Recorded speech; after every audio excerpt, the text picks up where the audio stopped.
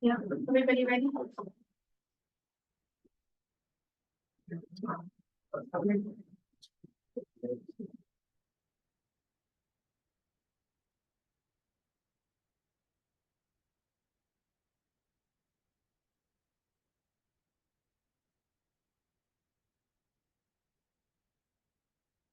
All right. Good morning, everyone. Welcome to the Alfred E. Alquist Seismic Safety Commission meeting of January 9th, 2025. Happy New Year to everyone. And I'd like to call this meeting to order. And if I can have a roll call, please. Chair Rabbit, Here. Vice Chair Garnes. Here. Commissioner Bumblebuck, Here. Commissioner Claire, Present. Commissioner De La Cruz, Present. Commissioner Kim Lopez, Here. Commissioner Silva. Here. That's 7 for a quorum. 7 and a quorum. Thank you very much. I'd like to start off the meeting, actually just acknowledging the horrific fires that are occurring right now in Los Angeles County. Commissioner McAllen is activated. Being in this building, of course, it's front and center for the response at the state level. Certainly our hearts and prayers are with those in South County. Also to acknowledge at least one commissioner was evacuated and was unable to attend today's meeting as well. So certainly touching very many folks.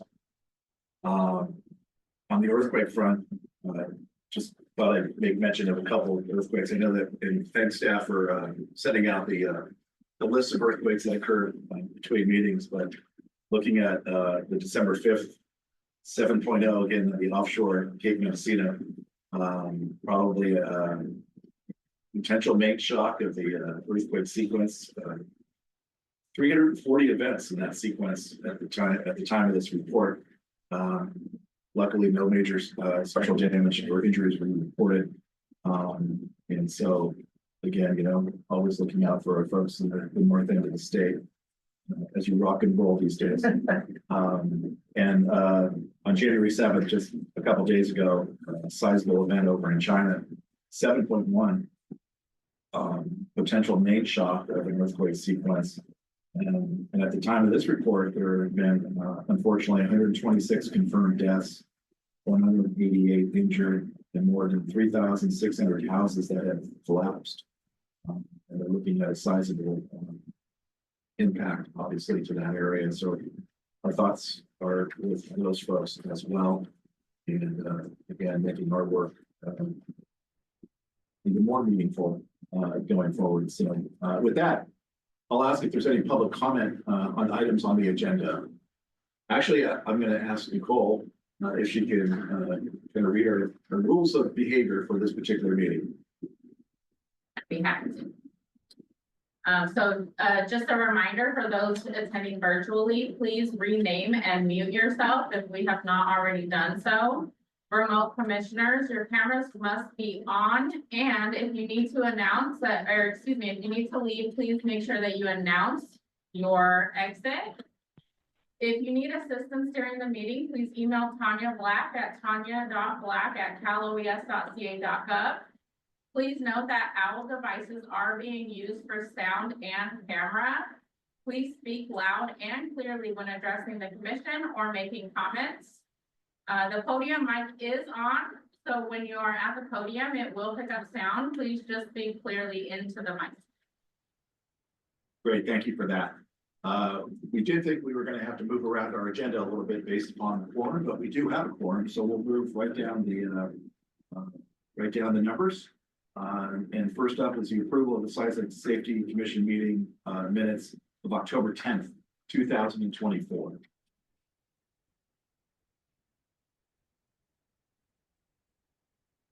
Okay, is there confirmation that there wasn't any public comment on the? Correct. Yeah, great, thank you very much. So with that, we'll move on to the minutes. And the first, we have 2 minutes to approve. The first one from our October 10th meeting. I'll look to my colleagues if there's any questions, comments, or concerns on the minutes. Move to approve the Thursday, October 10th, 2024 minutes. So Commissioner Silva makes the motion, and is there a second? Second. And Vice Chair Barnes makes a second. So with that, we have a roll call vote on those minutes. Chair Rabbit, Aye. Vice Chair Barnes. Aye. Commissioner Bumblebee. Aye. Commissioner Claire, Aye. Commissioner De La Cruz, Abstain. Commissioner Kim Lopez, Aye. Commissioner Silva. Aye. Motion passes. Great, thank you very much. The second set of minutes to approve today are from our meeting of December 12th, 2024. And again, I'll ask my colleagues the same question. Any comments, concerns, questions on those minutes? And if not, can I get a motion to approve? I won't make the motion since I wasn't here. I will vote, but I'll make a motion to approve. So we have a motion by Vice Chair Barnes, second by Commissioner Bumblebee. And with that, can we have a roll call? Chair Rabbit, Aye. Vice Chair Barnes, Aye. Commissioner Bumblebee. Aye. Commissioner Claire, Aye. Commissioner De La Cruz, Aye. Commissioner Kim Lopez, Aye. Commissioner Silva. Aye. Motion passes. Great, thank you very much. Moving on to item number 6, which is to a brief discussion on our election policy. I'll turn it over to Andy. Thank you very much. You all will recall that last January, we put together an election policy that was voted on. That election policy specifies that at the first meeting of the year, we would let you know that a meeting was coming, or an election was coming up at the second meeting of the year. However, at the second meeting of the year, we will only have 6 of our current 12 commissioners eligible to apply for chair and vice chair. So it is a recommendation of staff that we move the election to July, at which point we should have our reappointments confirmed and have all 12 of the current commissioners eligible to apply for chair and vice chair. Great, now I'll look to my colleagues if there's any questions, comments, concerns. Make a motion to schedule the annual election of the chair and vice chair for the third meeting, which will be July 2nd. Thank you very much. Second. So we have a motion by Commissioner Silva and a second by Vice Chair Barnes. And again, looking to my colleagues for any further discussion, seeing no hands raised or whatnot, we'll have a roll call, please. Chair Rabbit, Aye. Vice Chair Barnes, Aye. Commissioner Bumblebee. Aye. Commissioner Claire, Aye. Commissioner De La Cruz, Aye. Commissioner Kim Lopez, Aye. Commissioner Silva. Aye. Motion passes. Please. I apologize. Should have thought of this. I understand the reason for the delay. What will make us eligible? Do we have to get all the way through the appointment process, which the state seems to? I think I sat in the appointment queue for 18 months at one point. Good question, and we will confirm, but the governor appointments office is well aware of our situation, and he's told us they would want to make sure things get moved through quickly. So hopefully they can at least indicate their intent to reappoint. Yeah. Thank you. Thank you for that. Moving on to an item, actually, this item was before us at the previous meeting. I don't know if we had a quorum at that time. But it's from Dr. Charles Scalthorne in improving post-earthquake firefighting water supply capacity reliability. And I believe that we have Dr. Scalthorne with us remotely, virtually. Yes, I'm here. Can you hear me okay? Yeah. Very good. And I'd like to share my screen. And can you tell me if you can see the screen?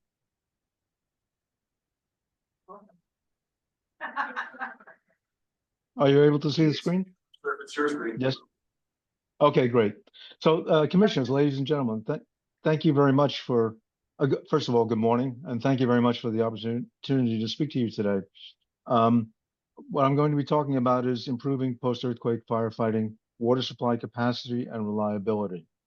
Um, Fire and earthquake were a problem in 1906, and not to put too fine a point on it, they remain a problem today. This is the photograph from last night of East Altadena in the Eaton fire. It has not related to earthquake, but the issue of large fires, we all know, is very important, and water supply to fight these fires under ordinary conditions, and particularly after an earthquake, is a major issue. And that's what I want to speak to you about today. In 2011, the commission funded a study that I performed on water supply in regard to fire following earthquake. The study was primarily a survey of fire departments and water departments in California. And the report was published by the University of California Pacific Earthquake Engineering Research Center. The primary finding of that study was that there was poor fire and water agency understanding and communication of the post-earthquake fire issue. There are some exceptions, but by and large, poor understanding and particularly poor communication.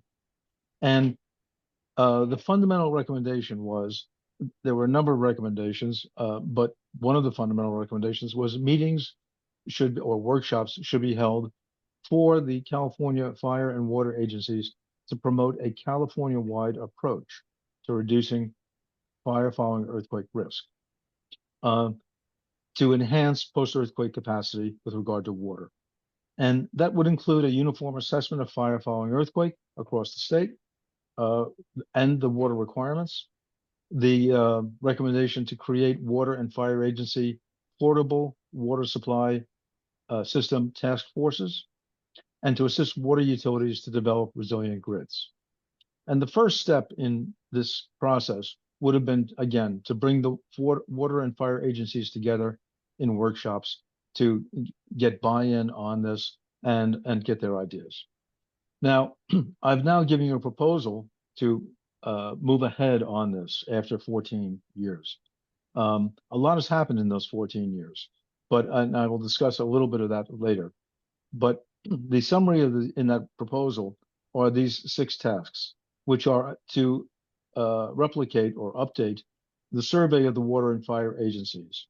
In 2011, we had over 100 agencies that were surveyed, and we want to enhance that and see what they have done in that time.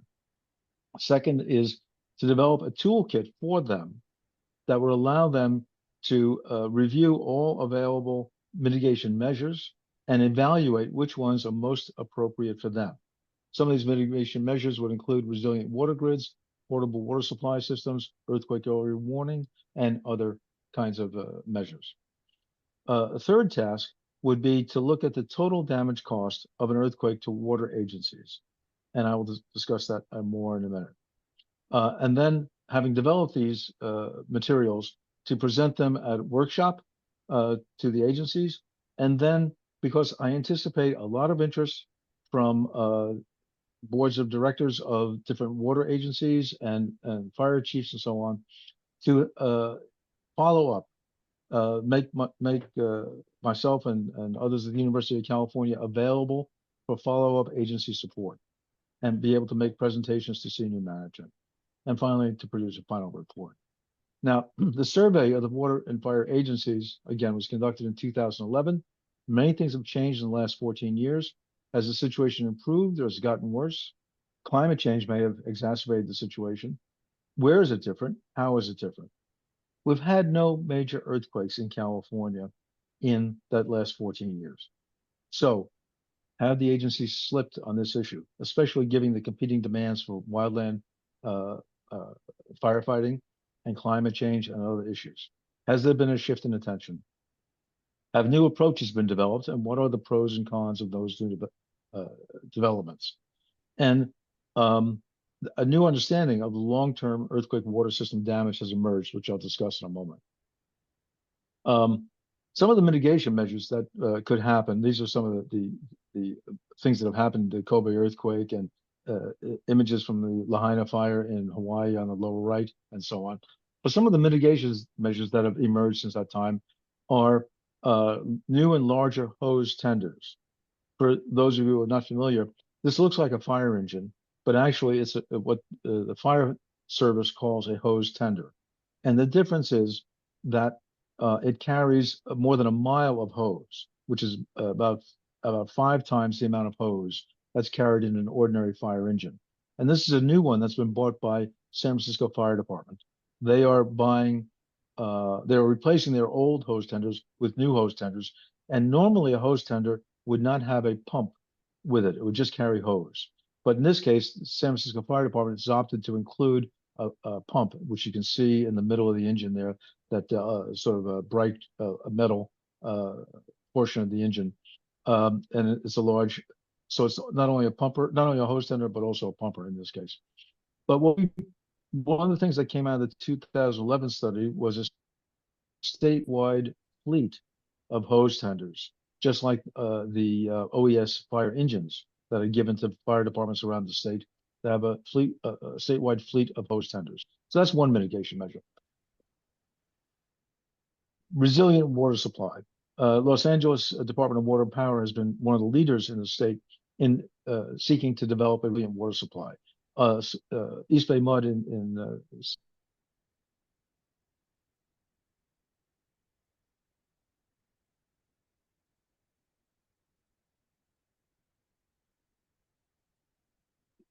It's frozen.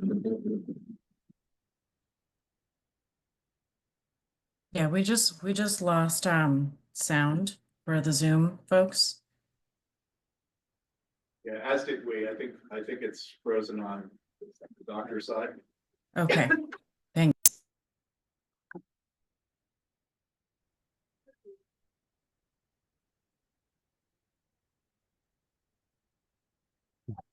So annoying.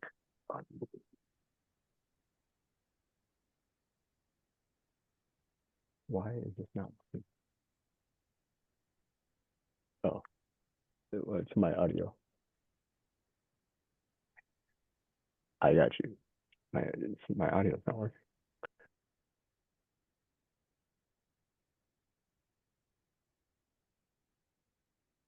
That's online. Give us a moment as we try to see if the Dr. Scotland can reconnect. If not, we'll move on.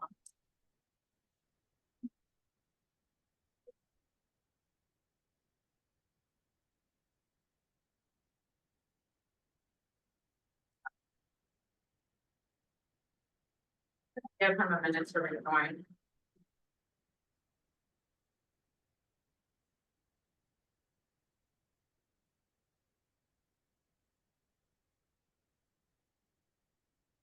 My audio is not functioning.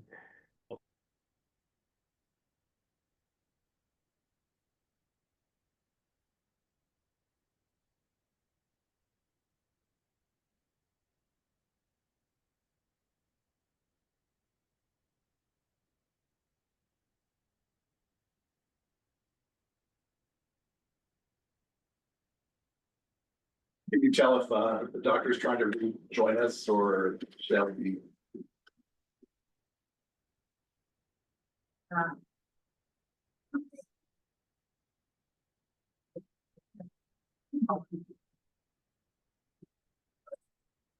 Just ask everyone to hold on 1 second.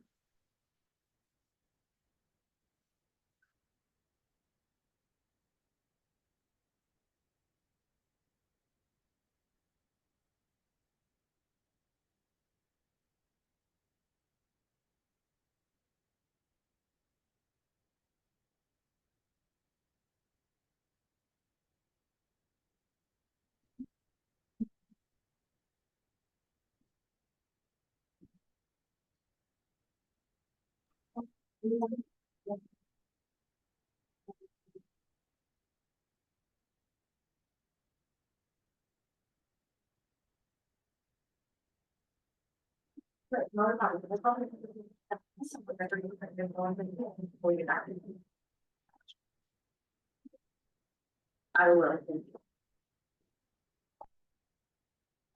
Dr. Southall wants to apologize. He lost connection. He's in the Netherlands right now, so. He's going to attempt to rejoin, but he did ask us to go ahead and move on to the next item for now. Okay. Hopefully the folks online heard that. Dr. Scott is going to try to rejoin us. He is overseas at the moment. So we're going to move on temporarily, or we're going to move on to the next item.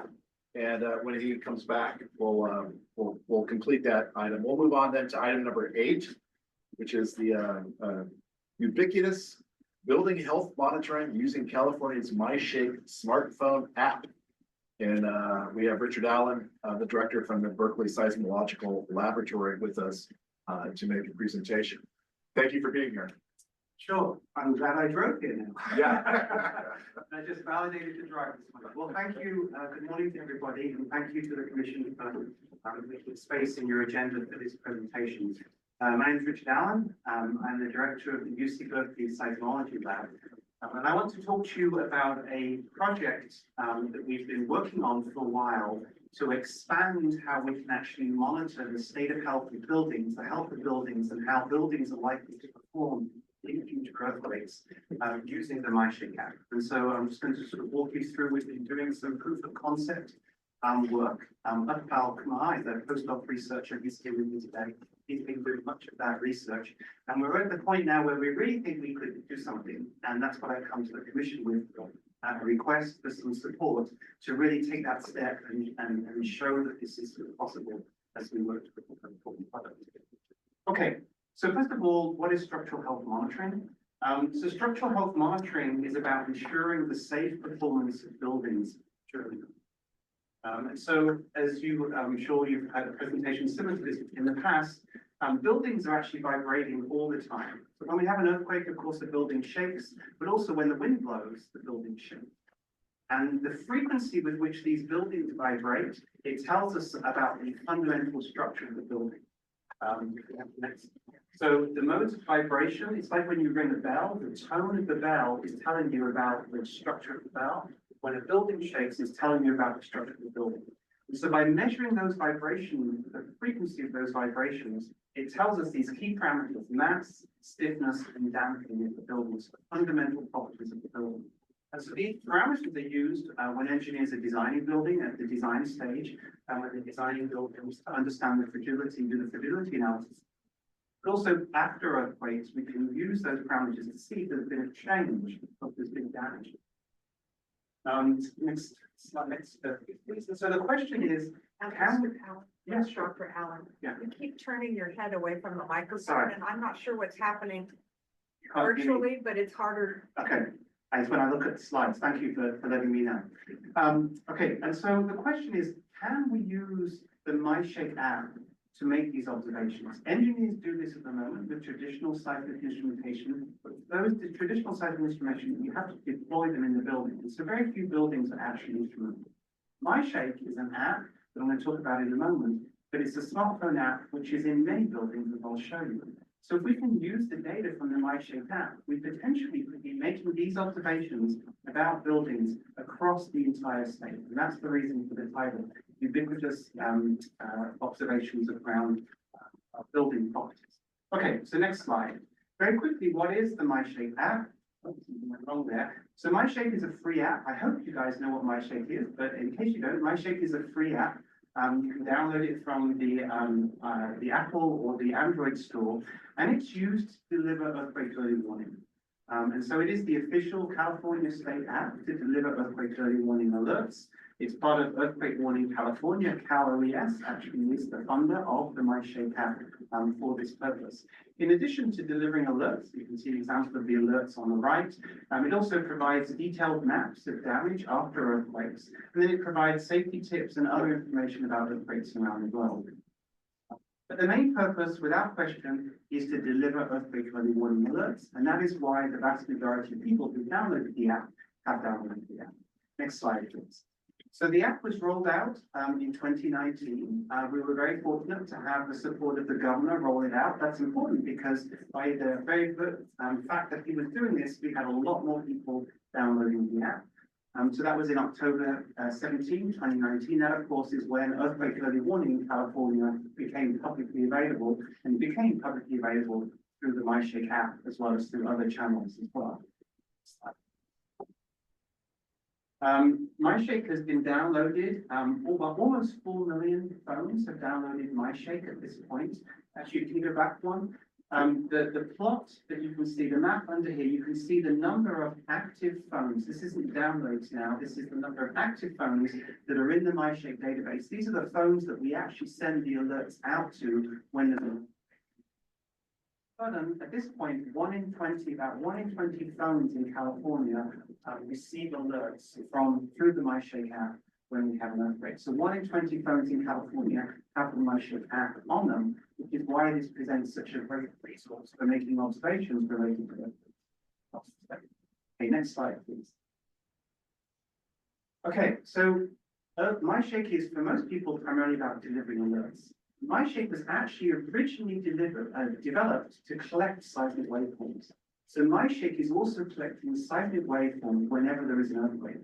The app itself can trigger and recognizes an earthquake and record the seismic waveforms, but also whenever we send out a trigger, we can trigger the app to record seismic waveforms as well. And so in that sense, that's why it's a citizen science app as we think about it. From our back end, we send alerts to the phones, but the phones also record seismic waveform data, send them back to our back end. Slide, please. And so all that data goes into an archive, and we use that archive for a variety of research related to earthquake hazards. We're using it for block by block shaking, looking at ground motion variations on a block by block basis. But we're also using it to look at buildings. That obviously is one of the today. Next slide, please.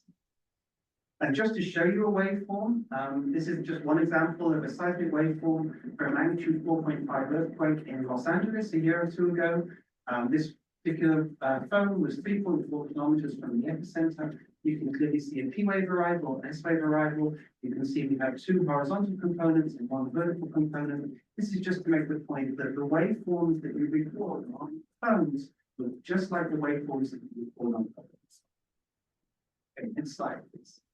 So the question is, can we use the MyShake waveforms, like the one I just showed you, to monitor the structural health of buildings? And that's what this project is about. Next slide. So we started working on this a number of years ago. A graduate student, Serena Patel, started out by making MyShake observations on a peer shake table test. So this is the test.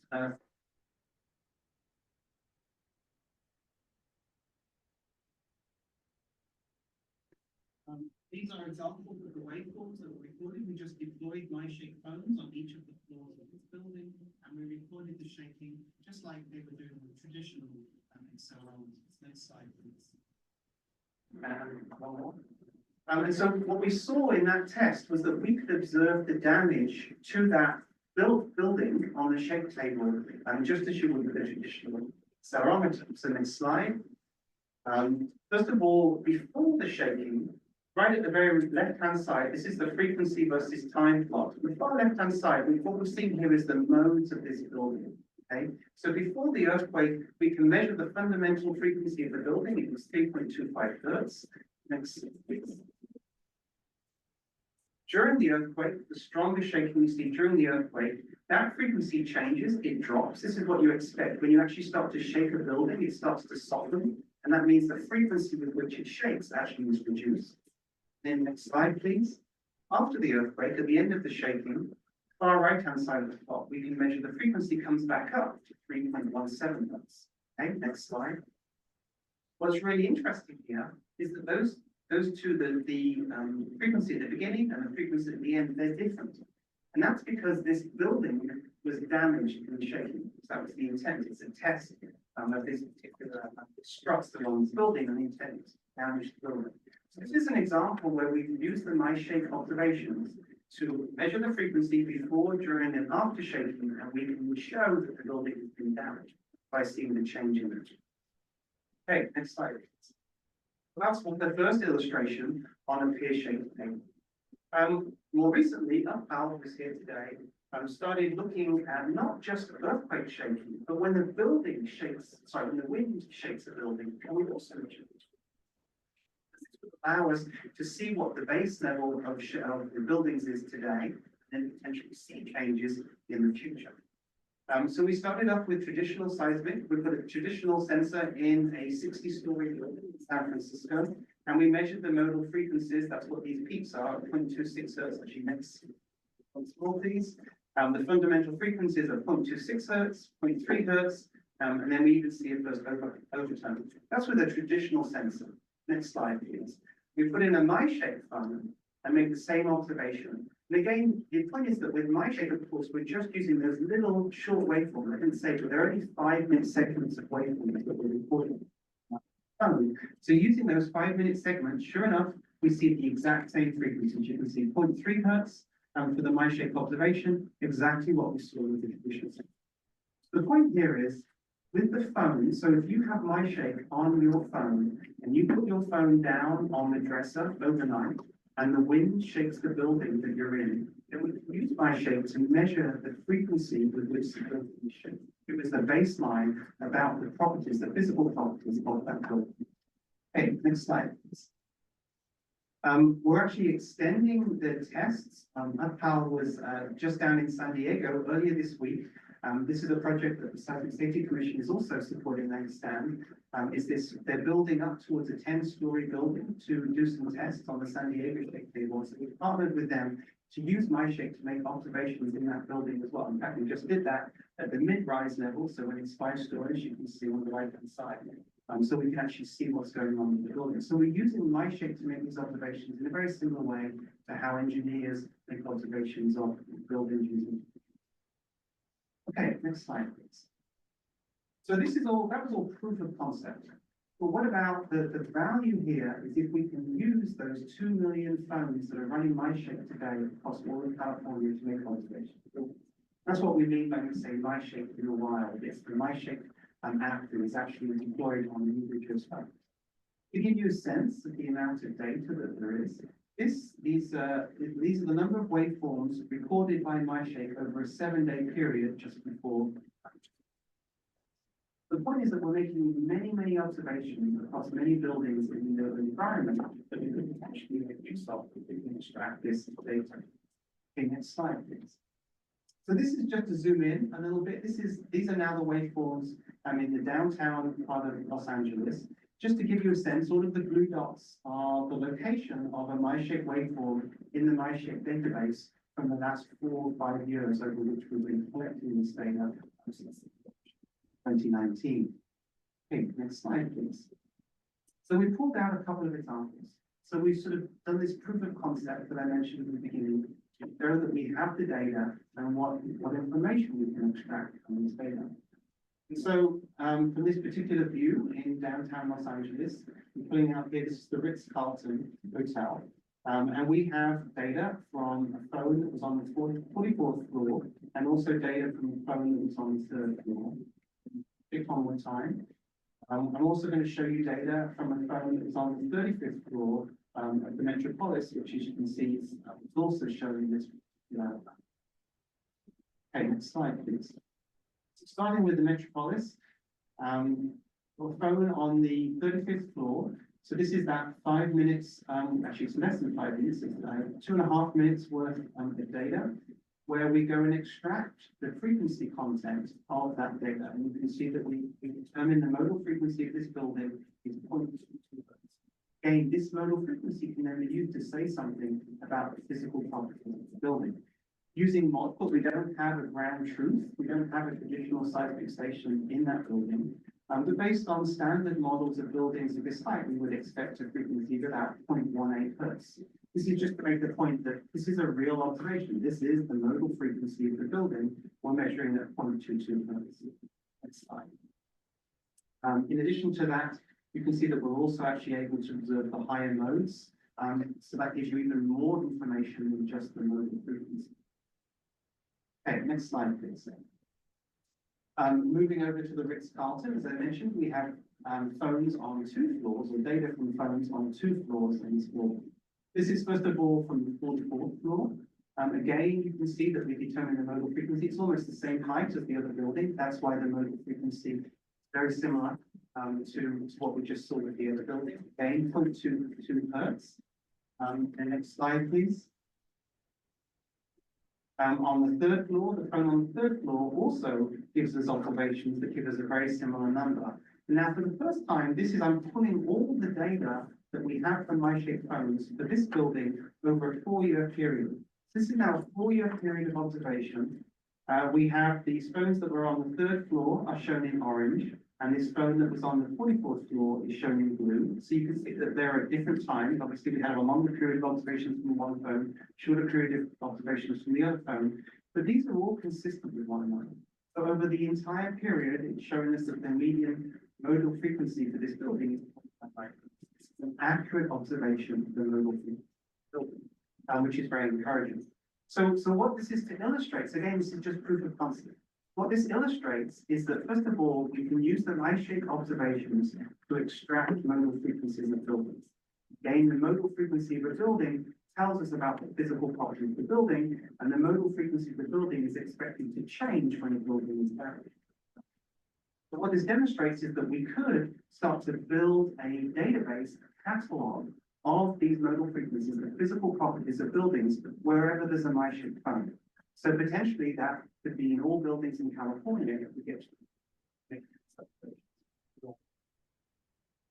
Okay, next slide, please. So that's the vision.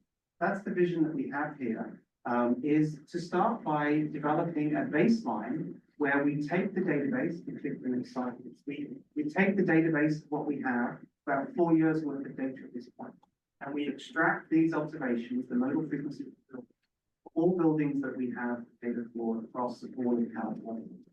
Then following that, after an earthquake, we would be able to go back, if you click one more time, we would be able to go back and look at the data after an earthquake. We'd be able to start, we would be able to start to see, forward.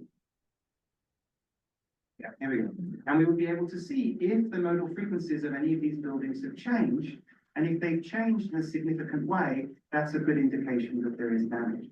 And the kinds of scenarios, of course, there are other ways to identify that buildings are damaged. Engineers go out, inspect buildings. But what this does is this gives us a remote sensing tool to be able to look at far more buildings, potentially a lot more quickly, and potentially see the damage that is much more difficult for an engineer to observe inside the building. Okay, next slide. So the proposal that I wanted to put in front of the commission has two parts to it. The first part is to go and create this database of building natural frequencies across California. So I've sort of shown you the elements that this is possible with the data that I've just shown you. What we want to do is we want to go through the entire database, about 4 years worth of MyShape waveforms, automate the process of extracting this data from those waveforms, and then build that into a database that we can start to share with building engineers and other interested in this. The second part is to continue this work with the shape table test. So by putting phones in the shape table, that again allows us to validate what we're doing with the phones, that we can make the same observations with phones that engineers are used to making with other types of sensors. What's really nice about this San Diego building is that they want to shake it until they damage it. So we'll also be able to make observations of how those modal frequencies change through that damage process that they're going to get to validate what we're doing. The idea is that we could accomplish this over a period of about 1 year, and the support is 100K, and that's mostly to support postdoc research and also a little bit of and that's all I have for you. I'd be happy to answer any questions. Well, thank you very much. Fascinating. I'll look like I need to just make a quick announcement and announce that welcome. Missouri announced that Lori Missouri arrived at 10:40. Thank you for being here. I'll look to my colleagues for any questions, comments, or concerns. Is there anyone online? My colleagues, Commissioner Silva. Very, very interesting, and I'm fascinated by it. As being a representative local government, as is Deborah Garnes and David Rabbit, there are issues that have come up regarding cell phones, privacy of data. And so need to ask about, is this just gonna hit the Department of Justice in California about? Heck, no, no matter how good it, how well it works, it's too much potential invasion of privacy. I'll let you start with that one, then I'll go to some technical questions. Sure. Just a small thing to start with. Yeah. No, this is obviously a very serious issue. And the issue of privacy has been a major element of the MyShape project since its inception. So we have a privacy policy, a data privacy policy for the project, which of course is when you download the app, you are presented with that privacy policy and you accept it, right, as you do. Yeah, I know, but you know, so that's how we operate. That's how we operate. We all accept a lot of things, not reading the fine print. Right. So let me tell you what the privacy policy is, because of course we set up our privacy policy to do everything we can to alleviate these concerns as well. So first of all, the waveforms themselves, I showed you some examples of waveforms. The waveforms cannot be shared with anybody outside of the project. And so the waveforms are only used for research purposes, like the ones that I'm showing you, by people that are within the project. What the privacy policy allows us to do is then share derived information from the waveforms. An example of that is another research project that I didn't talk about today is looking at ground motions and using the MyShape observations to look at ground amplification effects. So what we do is we take the same waveforms so that we can see local side effects when we see amplifications. But just like the engineering community, the ground motion engineering community, what they use is things like peak ground acceleration. So parameters like that. We extract parameters like that, and those parameters and we share according to the privacy policy that we have. As I say, we were very concerned about this issue when we rolled out, and of course a lot of people asked us about that privacy policy. We shared it with people, and both, I mean, we're talking about journalists when they're talking about the MyShape app and what we do with the MyShape app. And I think we've been able to navigate these issues very well. That's simply to say, I want to acknowledge that, you know, this is doing something different, and there will be other issues with the privacy, and we will need to work our way through that. And in a way, that's part of what we want to do with this project, is we want to now go and extract the information. We want to fully understand what we can extract. And then we will obviously have to step carefully through this process to make sure that we're in good fashion. In a real world application,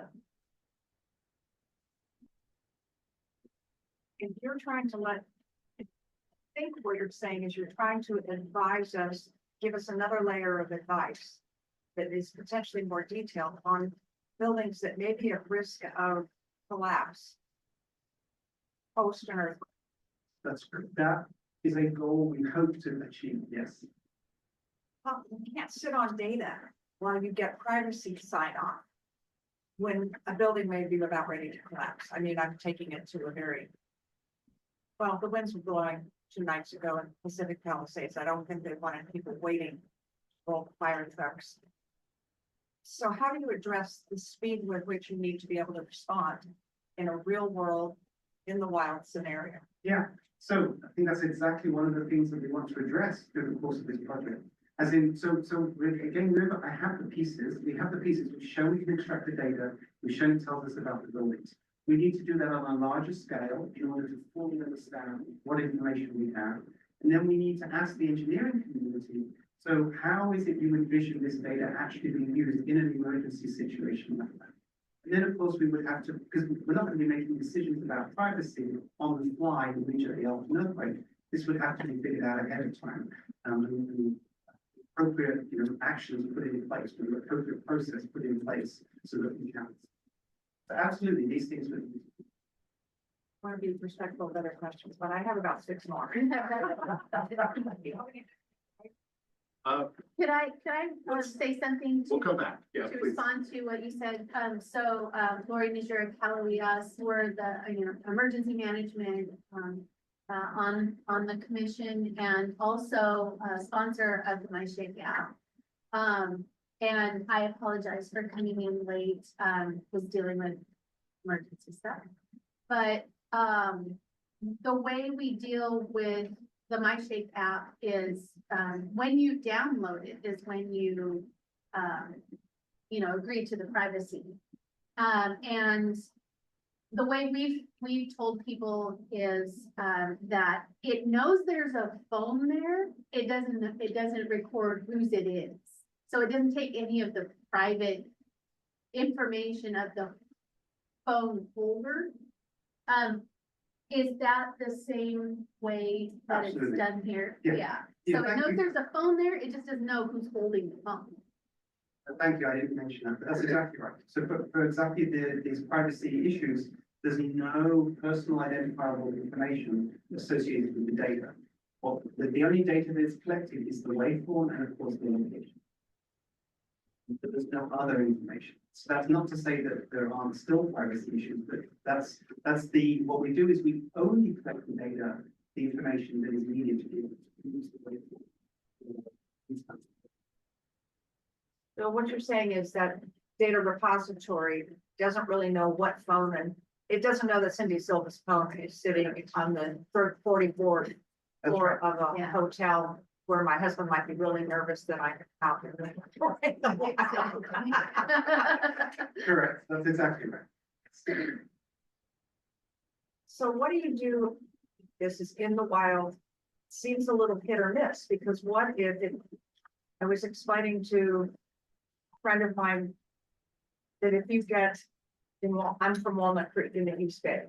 We have a creek that is a small creek, but it gets really raging with if the bay is backing up, has a high tide. So it can't empty. I'm giving a little example of the hit or miss nature of when floods can occur. If you're at high tide in the middle of the night on a holiday weekend, you're gonna have a bigger problem than if you have staff at 3 in the afternoon and it's at low tide. Hit or miss.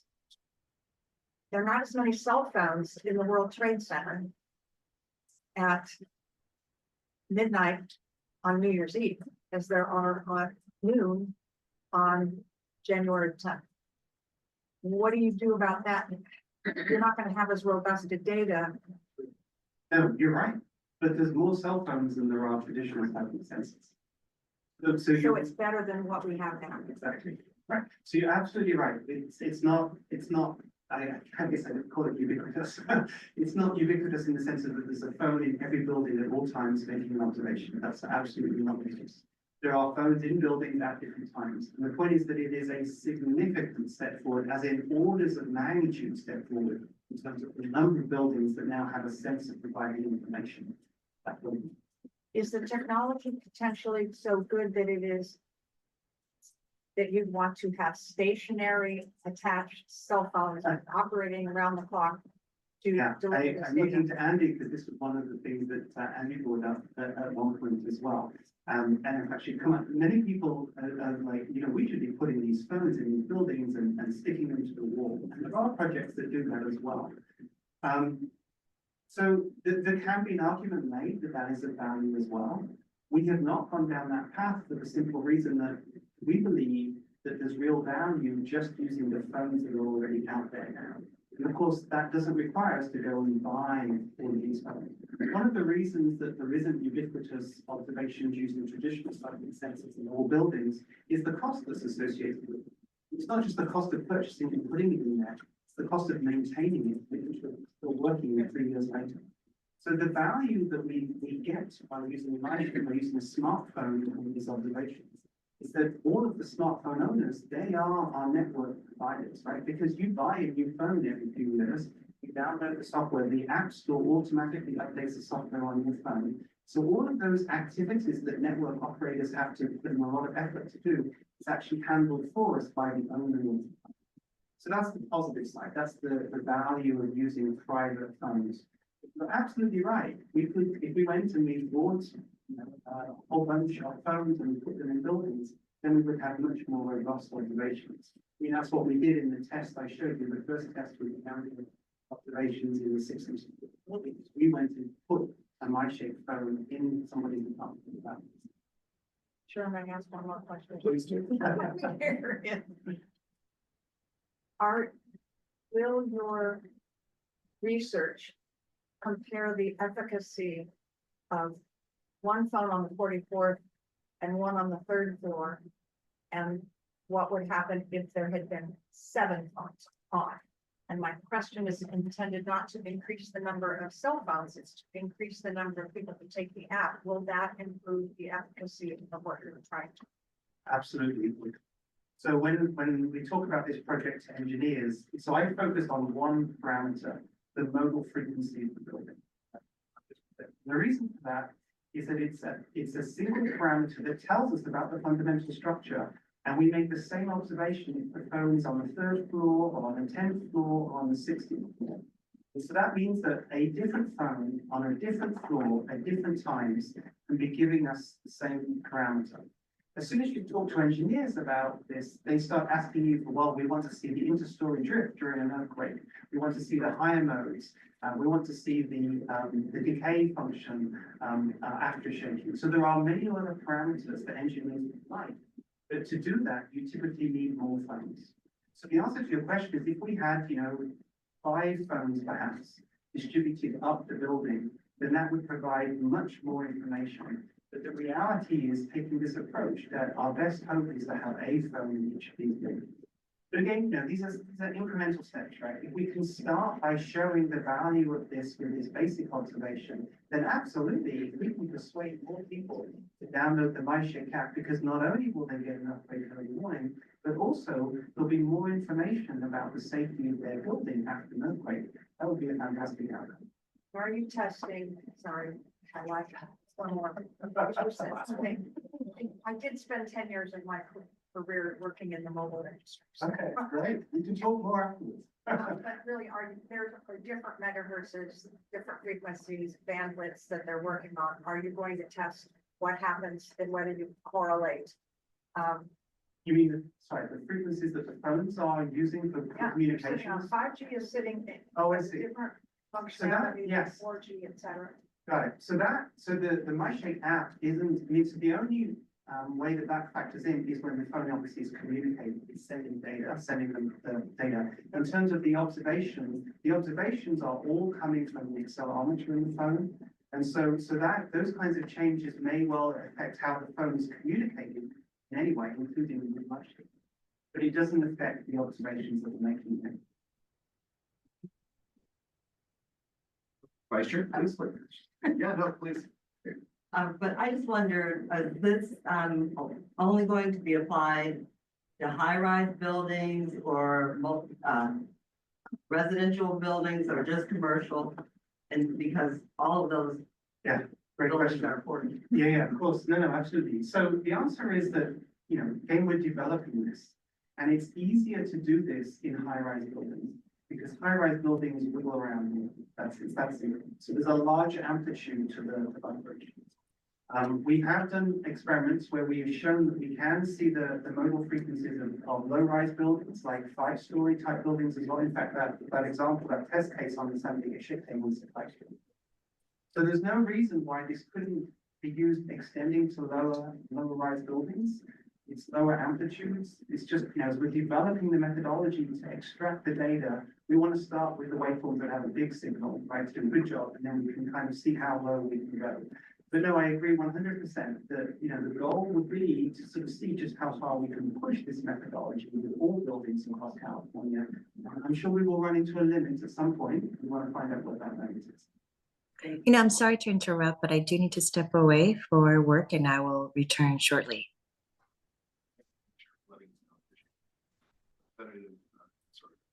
As a follow-up to that, so we already have had the MyShake app downloaded approximately 3.8 million times.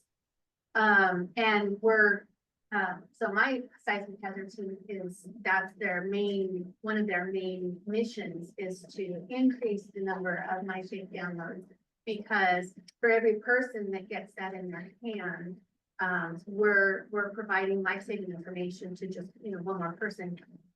So we will continue to do our part in helping ensure that the MyShake app is downloaded on as many phones as possible. And one of the ways that we do that is through something called rapid response. So after earthquakes and aftershocks, we actually are in media markets where those are occurring to encourage the download, and we see our biggest spikes in the downloads of the MyShake app after those incidents. So I can comfortably say, even though I don't personally see the data on it, that the Los Angeles basin, the, Bay Area, these are well saturated, areas, well, not saturated, but these are areas where we do a lot of outreach and where we see a lot of spikes in downloads. And this is also the same places where you're going to find these high-rise buildings. So I think there's a direct correlation there between the work that we do for outreach and what Dr. Allen is suggesting here. Is there anyone online, any of my colleagues online? I just want to make sure I don't skip over anyone. No, I just want to say thank you. I'm supportive. Of course, the cynic in me, like, I will admit to being naive enough to think Ryan, which I have the MyShake, that was only really for me to receive, not knowing that it was, but such as the world we live in. Of course, if it was in private hands, I think right after an earthquake or reporting of my frequency of my home, I'd probably be getting advertisements from contractors and engineers. So I'm glad it's in public hands and not private. The frequency of the building is relative to, the change was relative to every individual building, correct?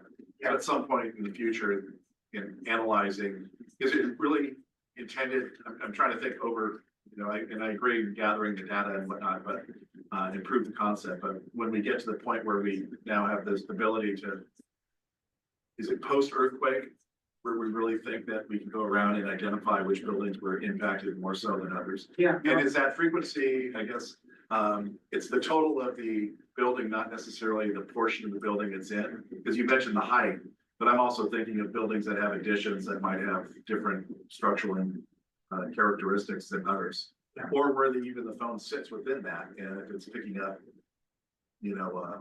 things that are more movable as opposed to the structure. So these are all great questions that we need to answer. I mean, just again to emphasize that we have to figure a lot of this out. To answer some of them, first of all, the fact that we're measuring the fundamental frequency is giving us information about the overall building as a whole. So yes, so you're right. So it may just be one little piece of a building that's damaged, but it will have an effect on the overall fundamental frequency. To give you a sense of our expectation, and again, this is something that will be interesting to see in the San Diego test, but our expectation is the frequency of these variations, it's substantial, like a 50% change. It's a big change. So that example I showed you on the shape table test, it was a very small change. And that's because that shape table test, they were actually testing those cross elements. And so it was only intended to have a very minor change, but still we could see that much. In a damaged building, we will see a much larger change, like 50% in the frequency. So the point being, it should be very easy to observe.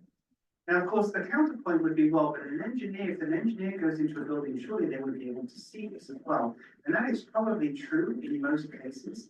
An example, though, was where this could be really valuable is after the Norfolk earthquake, when it was realized that there was damage to these wells, and these wells were all behind the interior walls of buildings. So that's an example where we would be able to start to say something about buildings before people have the time and resources to open up and start looking at some of this damage.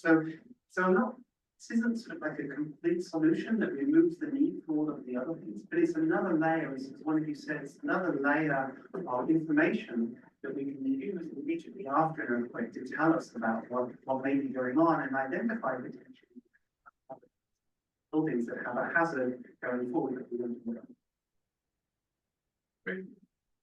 Again, looking to my colleagues for any further comment. I can say I'm on the Golden Gate Bridge board, and we have active sensors out there measuring frequencies all the time. Right. Obviously, for the same similar reasons. Right. It's a bridge. True. But you don't want anything to fall. So again, thank you very much. I'll look to my colleagues. This is an action item, an allocation of some funds to continue the research. I'll look for a motion. I would. A motion by Representative Zura and a second by Vice Chair Barnes. With that, can we have a roll call, please? Chair Rabbit, Aye. Vice Chair Barnes. Aye. Commissioner Bumblebee. Aye. Commissioner Claire. Aye. Commissioner De La Cruz. Aye. Commissioner Ward, represented by Lori Nazara. Aye. And Commissioner Silva. Aye. Motion passes.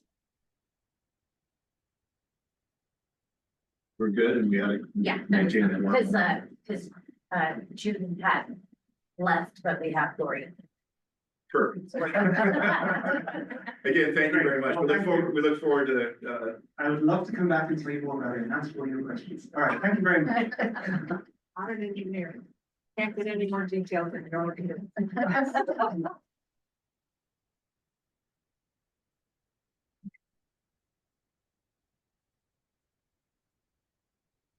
just a clarification, what we voted on was what's on the slide, which is $105,000. There was $100,000 mentioned, but it's $105,000. So just make that clarification, and we'll go forward with number 9, which is the Seismic Safety Commission annual report. Did we vote? Vote on item 7, so we can go back to finishing, Dr. Scott's presentation. Or Is he ready to go? I think. Yes, I am. Yes, I am.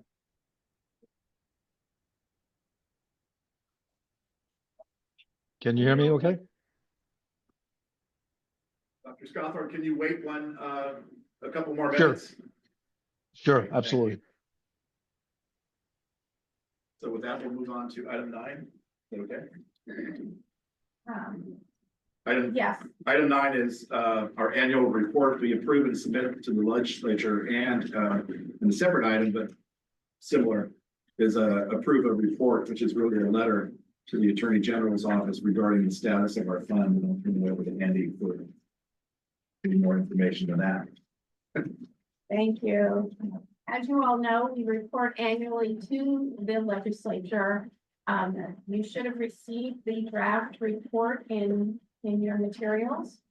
Once it's approved, it's submitted to the legislature and then it's posted on our website. So we will be. Can we go, that's fine. So that's, you should have had everything in your commission materials to read. It just outlines all of the different projects and where we are throughout the year. At the end of the year. So in the next slide, Tanya will talk to you about the Attorney General.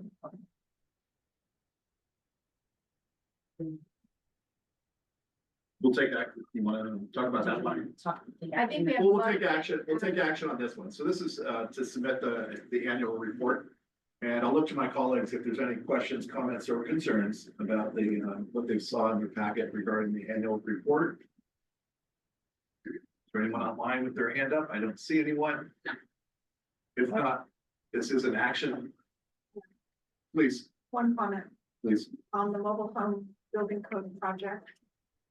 This is something that the members of the legislature and their staffs can probably get their head around. And it didn't state the problem.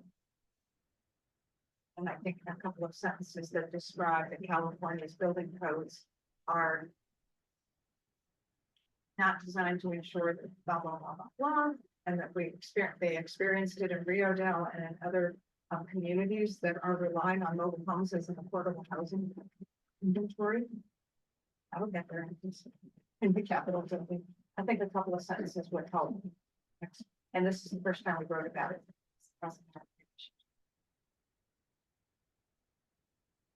Look at my colleagues for any. I think we can give direction to staff to include a sentence or two that mobile homes should only be mobile when they either arrive on the site or leave from the site, not in between. And Well, honestly, I'm thinking we're talking about mobile phones. But the mobile phones to move, not the building itself, not the mobile home. how about with that, a motion to approve submittal of the annual report? I with move those. that the commission, authorize staff to submit the annual report to the Attorney General with the minor amendments related to the global health building code. The annual report. And Annual report. Okay. And the second by, this doesn't go to the, oh, that's right, this doesn't go, this goes to the governor. He's a bit busy today, but so we do have a motion to approve by Commissioner Silva and a second by Vice Chair Barnes, and with that one, roll call. Chair Rabbit, Aye. Vice Chair Gardner, I, Commissioner Bumblebee. Aye. Commissioner Claire, Aye. Commissioner De La Cruz, Aye. Commissioner Ward, represented by Lori Nazara. Aye. And then we also have Commissioner Silva. I. Yeah. A lot of letters between- I gotta go between a lot of commissioners to get to you. The motion passes with amendments. Great, thank you very much, and thank you for adding that. I think that's good. Moving on then to the second part of this, which is the Attorney General report, and I'll turn it over to you. Tanya Black, I'm the Administrative Processes Manager. And the Attorney General letter is something that in 2007, the SSC was given a gift of $6 million for research and projects related to the earthquake risk reduction, which is the California Research and Assistance Fund, or what we call the Special Deposit Fund. The funding mechanism requires that the SSC submits an annual report to the AG's office detailing activities, programs conducted with the funds during the year, in addition to a financial summary. There were no completed projects in 2024. The fund balance that we have listed is as of October 31st, 2024. It's a little under 3 million. We will update the report to reflect the date of the fund as of December 31st of 2024. There is a obvious 2-month lag in reporting, so we will receive that from the SCO mid-month this month. And then we will update the letter to include that amount, in addition with a financial summary. Although no projects were completed, we did initiate and continue to invoice on existing contracts. We currently have contracts with Colorado State University, or INCOR, University of California, Berkeley's Pacific Earthquake Engineering Research Center, or PEER, the Statewide California Earthquake Center, or SCEC, that's a tongue twister. And then also with the Northridge Anniversary Program of Quake Heroes. The one that we do have that's our larger contract is with the UCSD's Shake Table, which was spoke about earlier. All projects are ongoing. We're working with them on a regular basis, checking in, making sure and ensuring all deadlines are met. That concludes my report, and I'd be happy to answer any questions. Are there any questions for Tanya? Commissioner Silva? 2 hours this morning between when I got to Sacramento. So as I read this, I have this local government hat. When we get presentations like this at the local level, local agency, we recognize that the bulk of what we're doing is being funded with one-time money. And it's really important to be able to see what we started with, what the pace of spending is over time. It's 2007 to, we're 18 years into this. I can't figure out how much we're spending per year and what our burn rate is, and therefore when we're gonna run out of runway. Do we have that data someplace that it could just be presented to us in a sense, like the April meeting? I think we'd have to go back and, get that information, but actually we were asked that question. And when looking at that, I came onto the commission in 2020. We weren't doing any projects for a good amount of years until recently. So we were accruing interest on that fund. So we actually, when we came over to OES, we were about like 2.3 million, and we're now at 2.9 roughly. And that's with even the projects that we've taken on recently. So we earned a lot of interest in those years that we were not doing any, work with the funds. So I could definitely go back and see what information I can pull and provide that to us. That works. I think, I don't know what they've asked, but I think that would be very helpful because we should be mindful whenever somebody just asked for $105,000 today, and we said, oh, sure, like weapon. We don't know if we'll run out of it. Yeah, I don't think we will. No. Yeah, but at Yes, some yes. point, So once all of the projects are completed and, even the two considered today, we should have around $2.2 million still left in the fund. So depending moving forward, what projects are approved or not approved, or what's brought forward to the commission. That's what you will have. I think it would be helpful to have whoever is leading this agency to present that information every time somebody asks. I ask my husband that question every time he says he wants to go to South Africa. I don't know how much is in the bank. Thank you. I did ask a similar question regarding the burn rate, as I called it, and I think that you said as well. But I do agree that a fiscal analysis, a little fiscal impact statement would be a good thing. Yes. And in Just so we can subsequent keep years, track. we can show what's happening with our funds. If somebody up above us should be asking the same question. Well, what is coming up? The second part of my question, I know that this is just in letter form that goes to the Attorney General. I take it that there's also an audit at some point in time that goes to some other. Yes, that's my understanding. Most importantly, the audit, Yeah. more so even. Yeah, and that's why we provide the financial summary as well. And as I stated, when I came on, we had no projects going at the time. So this is actually the first year since I've been here in 2020 that we've had a financial summary in my experience. I'm not saying that it hadn't happened before. Shake table. Yeah, but we hadn't actually invoiced for anything until recently. It got delayed. The shake table had been moving for a while. Things were slow through. Code office. Yeah. And this letter really is about the original settlement agreement that was. Being from. And how we're Requirement spending. to send this letter. Fulfilling the obligations. So with that, are there any more questions on this particular item? And if not, can I get a motion to approve the action, which is to authorize staff to send this in Attorney General's office? So a motion by Vice Chair Garnes. Second by Commissioner Silva, and together we'll call vote, please. This is really the second item.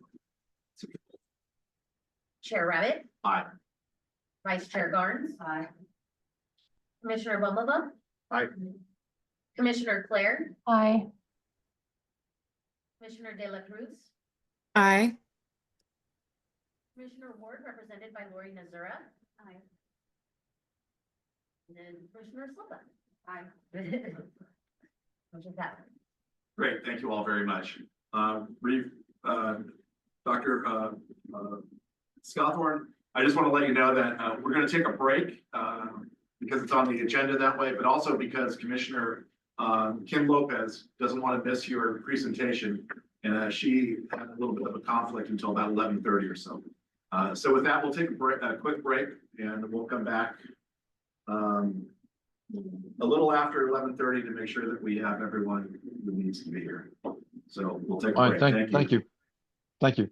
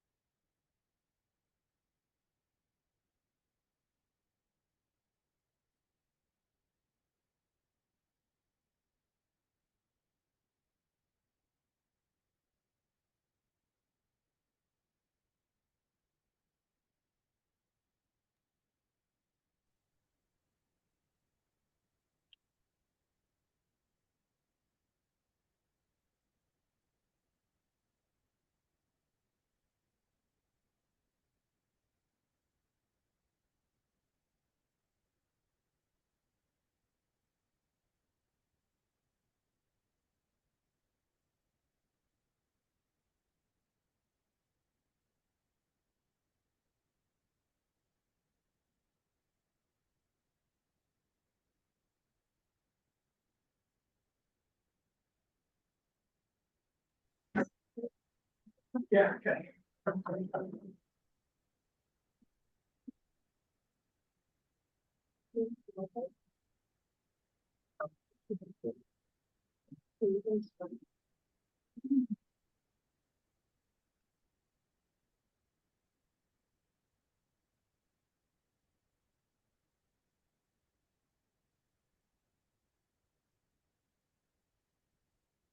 All right, thank you so much for your patience. Appreciate that. And Dr. Scawthorne, we're going to ask you for a little more patience. We're going to move to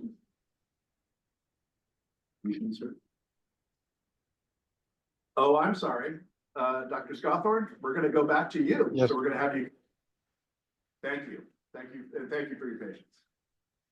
Okay, if I may, I'll share my screen. And I hope you can hear me okay.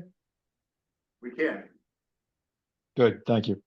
Well, first of all, apologies for dropping off like that. I don't know what happened. And I think this was about where I dropped off. And I was starting to talk about the different mitigation measures that have emerged over the last decade. And I was describing this hose tender. Basically, it's a San Francisco Fire Department hose tender, carries about a mile of hose, and it's a prototype for what came out of the last survey of 14 years ago, which is a statewide fleet of hose tenders, similar to the OES engines that are provided to local fire departments. And I've talked with Chief Marshall and Chief Collins at OES about this, and they're very much in favor of this. And as a matter of fact, I think they actually have something like this in the works. So this is one mitigation measure. Resilient water supply grids that Los Angeles Department of Water and Power, East Bay Mud, and others are implementing is another mitigation measure. Earthquake-resistant ductile iron pipe is another earthquake mitigation measure that can be used for water departments. Special high pressure systems like San Francisco's or Vancouver, Canada could be used. As a matter of fact, out of the survey 14 years ago, they came a proposal for a high pressure system for Los Angeles, supplied by seawater, but that hasn't gone anywhere yet. And lastly, early warning. The glitch in my presentation gave me the opportunity to hear Professor Allen's presentation, which was absolutely fascinating. And just by the way, I'm so happy you approved it because the data set that he's developing, I'm a structural engineer. I can tell you will be of enormous value. So earthquake early warning for water departments, how could that be used and so on. So these are all mitigation measures that we would present in the workshop. How would we present them? Well, for San Francisco, actually, I had a project where we looked at over 24 different mitigation measures for the water department, or actually to reduce fire following earthquake. Many of them involved water supply, and we developed a benefit cost measure for each one of these. It was qualitative, not quantitative, but still a relative measure, and ranked them. And I'm proposing to do the same thing here for the mitigation measures for water departments on the state, across the state in that manner, in a toolkit. So, and these are the participants in that workshop. There's a picture of the workshop that was developed there.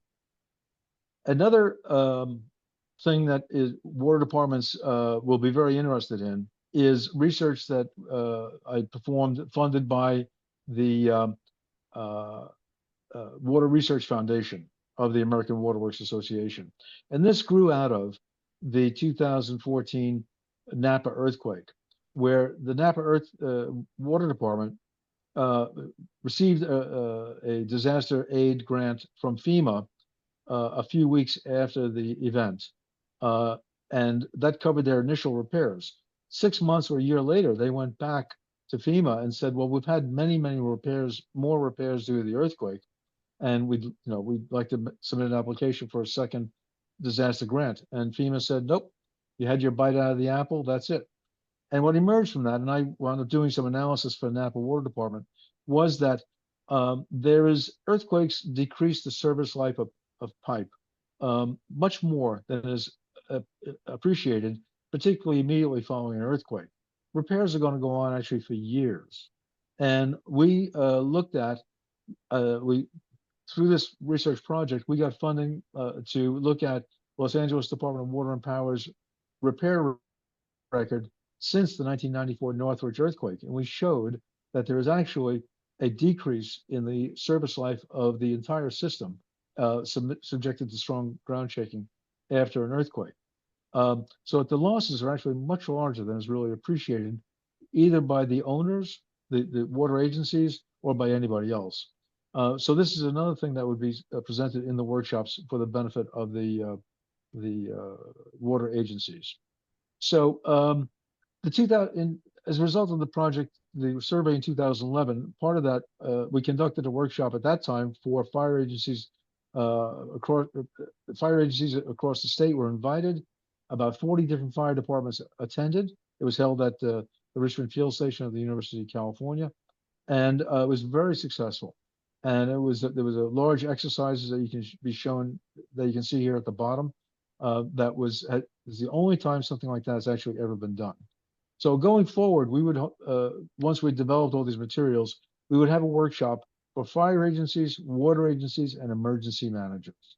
And the agenda would be the impacts, what the problem is, the impacts of fire following earthquake, the mitigation opportunities, I've cataloged a few of them, the results of the survey, a toolkit that would allow them to figure out which mitigation options are most appropriate for their water or fire agency, a presentation about what I just talked about the fact that water departments sustain much more damage than they really appreciate, and that really the sum of the fire and water efforts are greater than the sum of the parts.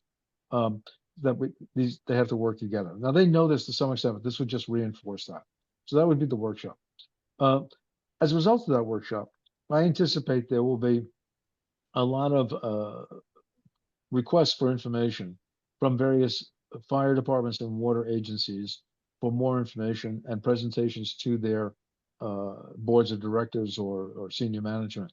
So I've included in the budget, the budget allows for follow-up agency support, presentations either online or in person to various boards of directors or fire departments as needed for several months after the workshop. So in summary, the results of what I'm proposing would be the survey and its findings, a ranked matrix of mitigation measures, guidelines on how longer-term losses can be reasonably assessed, a workshop or toolkit to assist individual agencies in ranking the mitigation measures, the workshop where all this will be presented, follow-up support meetings, and finally, a final report to the commission documenting the project and its outcomes. This presents a schedule. I think you also received this in a handout. It would occur over 1 year as a normal schedule. And the funding is requested is $90,000. That would be go through the University of California at Berkeley. So with that, I thank you, and I'm open to questions and hope that you see a way to approve this proposal. Great, thank you very much. And I'll look to my colleagues. Any questions? Okay. Let me go to Commissioner Kim Lopez, then I'll come back to Commissioner Silva. Thank you. I have a couple of questions. So thank you so much for that presentation. Yeah, obviously, I find that very fascinating. And we had a chance to, speak a while back. So in terms of the workshop and the coordination, are you looking at it from a statewide? And if so, because I'm just thinking about how much we bite off in that workshop. So after the survey, when you get everybody together, how do you envision the representation from all these different sectors on a statewide basis? Well, there'll be an open invitation. In the previous workshop, working through OES, we sent out invitations to not every fire department in the state, but there was a cutoff. I think if they served more than 10,000 people or something, there was over 100 fire departments invited, and over 40 attended, including some from Southern California. LA County and LA City both came up to the Bay Area for that.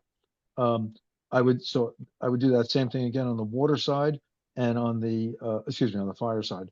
And on the water side, comparably, I'd work through AWWA or CalWarn to basically put out a broad invitation. I don't mind if there's 200 or 300 people at this workshop. That's okay with me. So from the last workshop that you did, has there been a continuation of coordination since then? What was sort of the outcome and the ongoing efforts after your last one? The project ended and there hasn't been much. There was, I think there was a lot of education. The fire agencies got a lot of food for thought. San Francisco went away and developed this hose tender design and is now paying for it out of their own budget. OES, Chief Collins, for example, saw the idea of a statewide hose tender fleet and has been promoting that within OES going forward, and I'm not quite sure where that stands right now. So there was some follow-up and some things that came out of it, but I had no funding and did not follow through on that. So that's kind of where it stands. I think there's a lot of awareness that came out of it. And that's why, and excuse me, and that's why this time I'm including in the budget some time to provide follow-up presentations to agencies if they want it.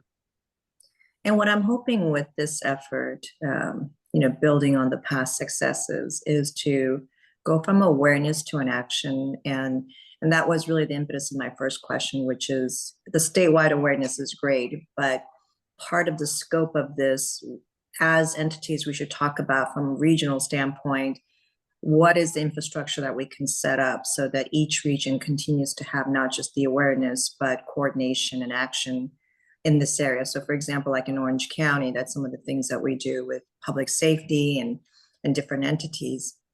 But giving somebody, all the agencies in the region, sort of a template so that everybody can keep this going long after this workshop is done. And it doesn't, it doesn't rest with one person or one agency.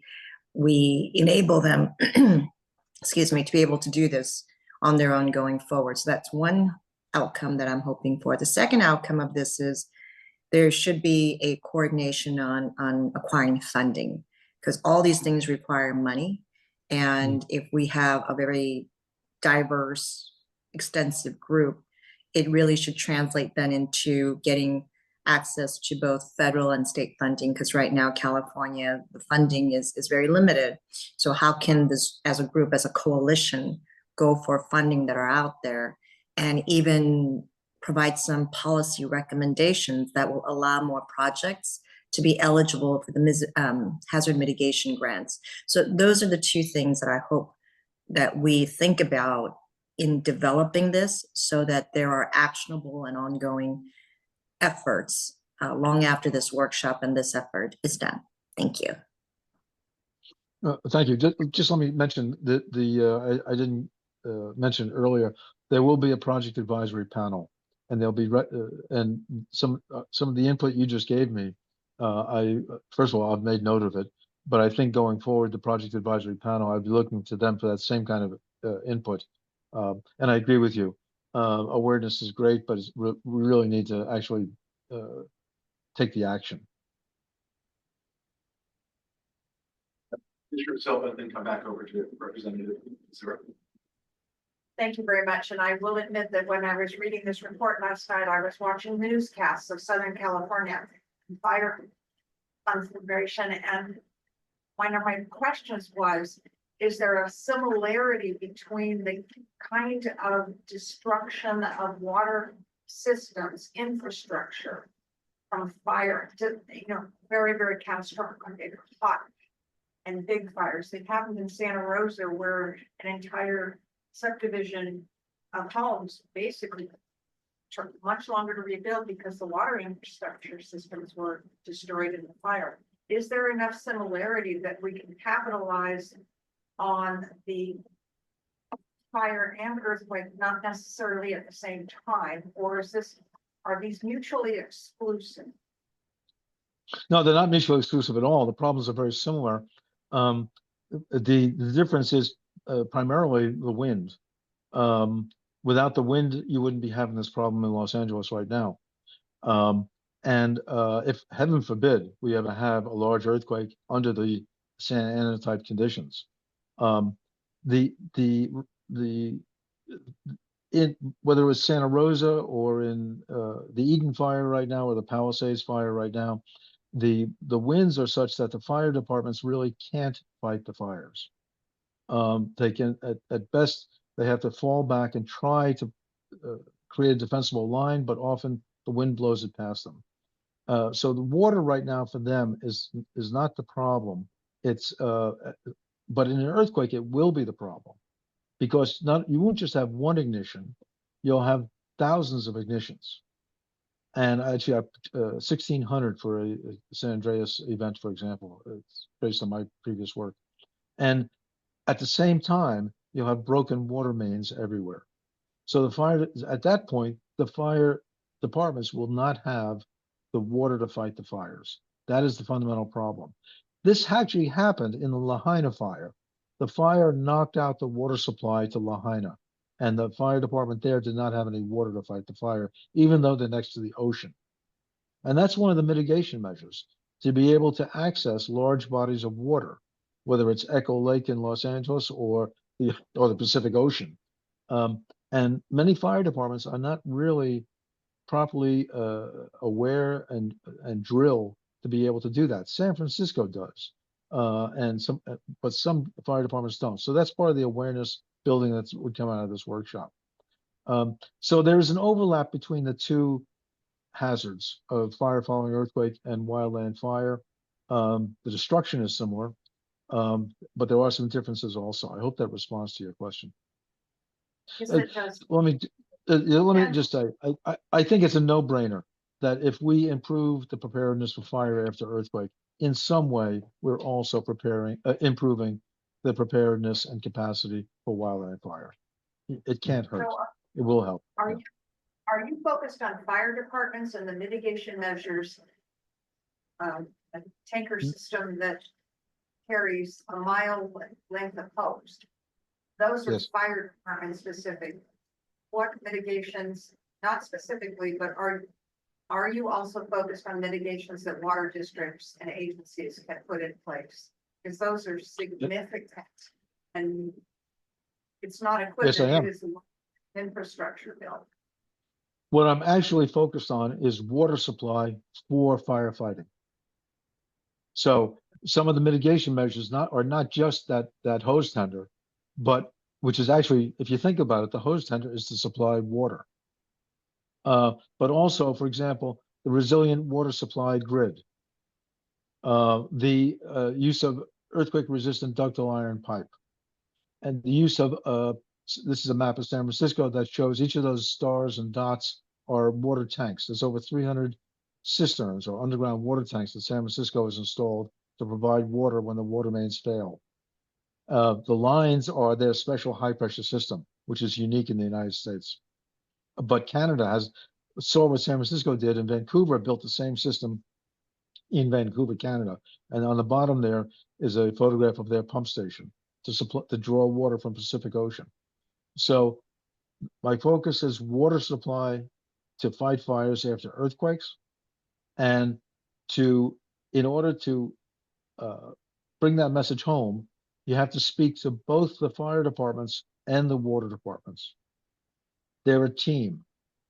One is useless without the other. They're a team. And so that's why I bring them together in a workshop. I hope that responds to your question. Representative Missouri. So like Commissioner Silva on the last presentation, I have a bunch of things kind of rattling around in my mind, so bear with me. The first clarification was your slides at 90,000. The materials that we've received say 75,000. I just wanted to get clarity. 90. 90. Okay, we've got a post-it note that says 90, so we're gonna go with that. Sorry about that. Okay. That's all right. So I'll start with something that, sorry, you probably don't know me, Lori Nijura from Cal OES. I would assume that you're familiar with our Southern California Catastrophic Earthquake Plan. And for those that aren't, the catastrophic plan, starts with assumptions based on a certain magnitude, earthquake. And when you look through the assumptions, the one that should startle and then disturb you most is the, time to water restoration. So I know that your focus is on really that initial fire, response. But you showed us an LADWP, kind of analysis that showed that, the earthquake kind of reduces the infrastructure viability by about 40 years. And so I was wondering kind of twofold, are you hoping that with this workshop, that you and report that you'll be able to, with that LADWP study and maybe, what more you may uncover, to potentially, create industry accepted standards for earthquake impact on water infrastructure, that could then go back to what, Commissioner Lopez said with regard to maybe unlocking more federal, and state, assistance, even not even just post-disaster, maybe pre-disaster, preparedness assistance. So that's one thing. And then the other thing is could it possibly be used as well to help us to decrease that time to water restoration that we know that we're going to have to face, and and this is for water into people's homes and businesses. Okay, thank you. Excellent questions. So what the fundamental message to the water agencies is that they have to improve their system to provide water to put out the fire after the earthquake. And then there's another message to the fire departments. But the message for the water agencies is they have to do that. And if they do that, not only will they prevent houses from burning down, but they will their system will be more resilient. Less of it will go down after the earthquake, and more of it will be able to be brought up faster after the earthquake. So that the recovery period should be much shorter. LADWP got that message, and that's thanks to Dr. Lucy Jones and other people, and Craig Davis and others. And that's why they are working on a resilient grid for their system. Some other departments or agencies know that and are doing that. Many others don't, especially I think on the smaller agencies, it's more difficult. So this is what I'm trying to promote with them. The other, so that answers the second part of your question, I think. The first part of your question, what Napa learned the hard way was that they did not really understand the disaster aid and how it flows from FEMA. And they applied too soon, and they underestimated what their real costs were going to be. And we did this research funded by Los Angeles Department of Water and Power through Water Research Foundation. And we showed that it's the tail of the damage is much longer. And so the message I'll be giving to the water agencies is you need to understand this. You need to be prepared after the event to fully document your losses for a long period. And we need to start, all of us together, need to start educating FEMA now that the actual damage is much greater than the immediate damage that you see in the days after an earthquake. It's sort of like you break your arm and you go to the hospital and they set it and you think you're done. Well, no, you have a couple of years of rehabilitation. That's the kind of situation we're in.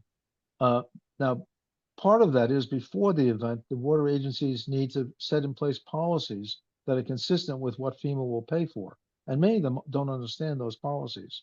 And therefore they lose out on post-disaster funding. So there's a pre-disaster element to my message, or pre-earthquake element to my message, which is not only understand FEMA's policies, but also start to try and build a resilient grid, and there's other things in the toolkit. And then the post-earthquake part of my message is what I've said. You need to be able to document your losses much greater, and the fact that if you put in a resilient grid, taking advantage, for example, of earthquake early warning to valve off certain parts of your system that you know are going to be high damage prone, your system will be much more resilient and be able to bounce back faster. I hope that responds to your very good questions. Thank you. Commissioner Kim Lopez, then I'm going to go to Vice Chair Garnes. Sure. I do want us to be cautious about the approach. The messaging shouldn't be to tell water agencies what they need to do, because you invite a lot when you do that. I think the approach should be, how do we support water agencies to be better pre, during, and post? Because it all comes down to resources. None of us are as prepared as we'd like to be. And really, it's because we don't have the funding to do it. And there's only so much that we could raise rates. And that's really the biggest problem. And I think when you look at the water systems throughout California, if you count every little system, there's like 7,000 systems. It is highly fragmented and inefficient. And when you think about rural areas, I used to work in Calaveras, and we had, wooden flumes and redwood storage tanks with state-of-the-art steel tanks. So there's a very uniqueness to each of the region and the communities. And we have to be mindful that we have to think about those nuances and be careful about not telling agencies what you should do, because when you start to go down that route, you expose all of us to incredible liabilities that will essentially bankrupt us. I think with all the fires that you've seen, there's been a great criticism, and we've seen, for example, Yorba Linda Water District had a huge lawsuit from their fire. And these are natural events that just only going to happen more frequently and worse. And if we get all these claims and liability, it will just absolutely bankrupt these agencies. And it's very difficult to get insurance because they're leaving California. And that's part of the challenge, is that it has to be an all hands on deck to see how we can support each other, to get the resources, to get the strategies, to get the political will, to make this a priority for California, because unfortunately, water kind of ranks last. And, I say that coming from water, and that's why I'm excited about this, because we need support from a lot of different stakeholders. And that's what I'm hoping that we get out of this.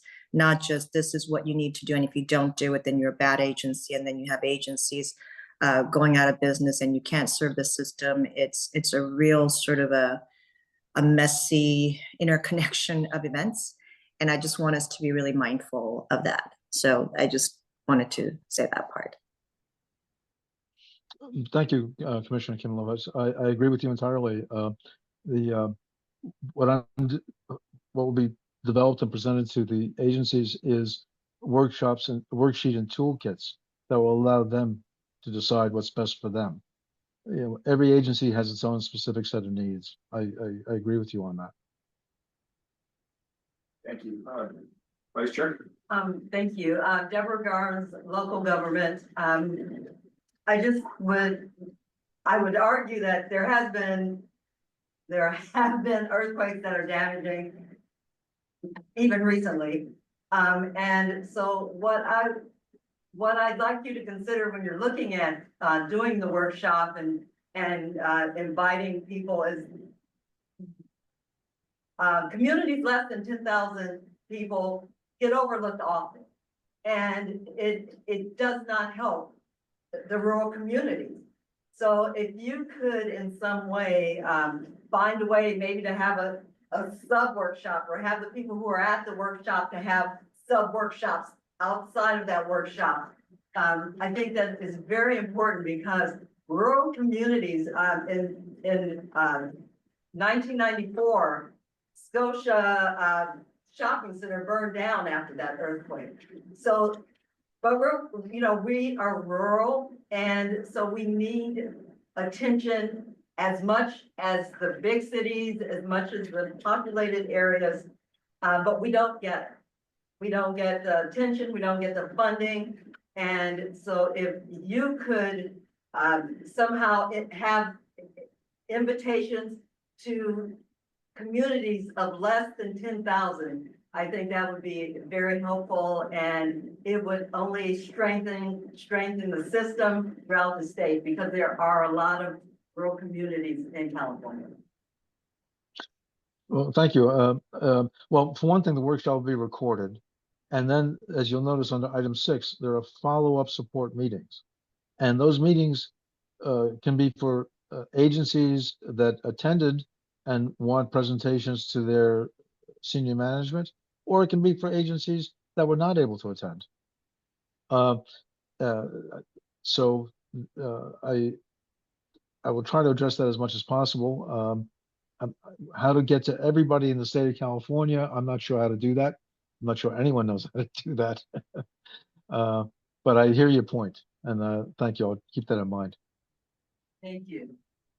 Commissioner Silva, So if we're done with questions, I have a comment please go ahead. before a motion. Okay.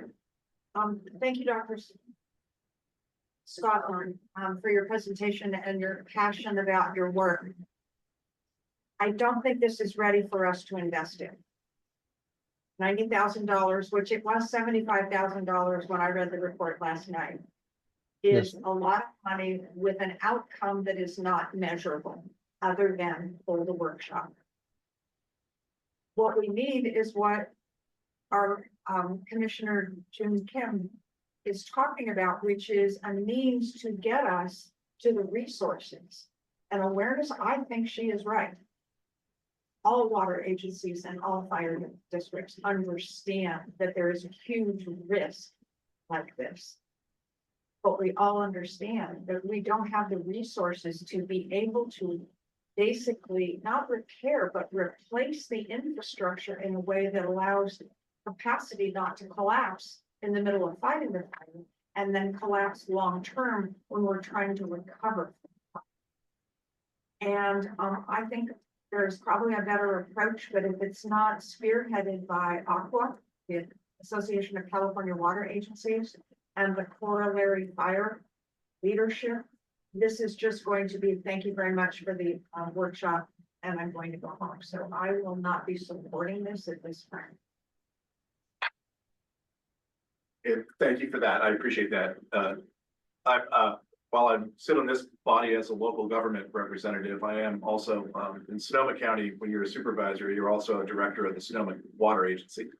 And I also sit on AQUA's board of directors representing Region 1, which is the North Coast. So I appreciate the issue. I am supportive in that we need to define and come together as a large group, and perhaps it should already be happening, to truly define what the problem is that we're trying to solve, to go after the money and really identify it coming forward. I think that there's, I can tell you stories in our own county about trying to do projects, seismic strengthening or seismic upgrade projects, aqueduct stream crossings, and getting turned down by the feds because there hasn't been an earthquake to show that it failed. So how is that a resiliency project when you have to, have the accident happen first before you come back later? And there's many more of those kind of things to really kind of narrow down the focus. I was going to ask if there was within the, in light of what's happening in Southern California and the water and Pacific Palisades, we had the same issue in 17 in Sonoma County, came this close to having no water. And I know after earthquake and the winds, I appreciate your comment there.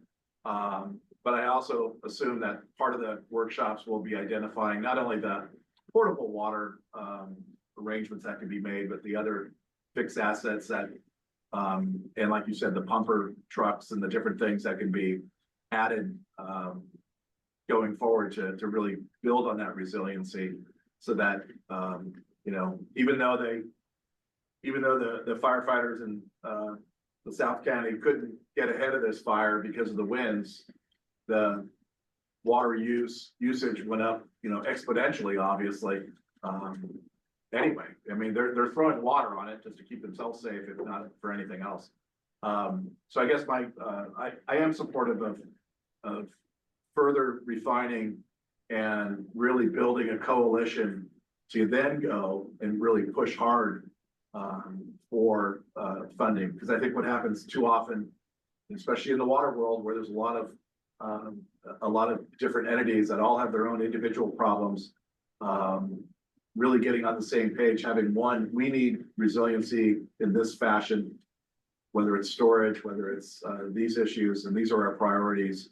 As a group saying that, you're more likely to get the funding than if you just kind of throw everything on the wall and see what sticks. And I'm hoping that we can use that this work in that way to really kind of further refine the ask, focus it, and be more successful in obtaining that help, or at least having everyone understand those issues.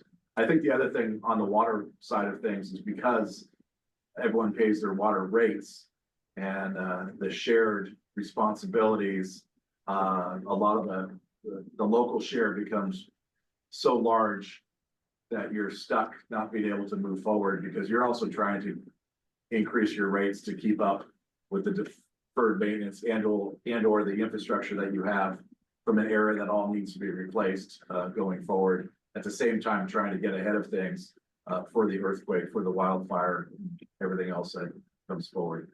So I totally get where you're coming from, but So how do we get to a point where I can be supportive of directing staff,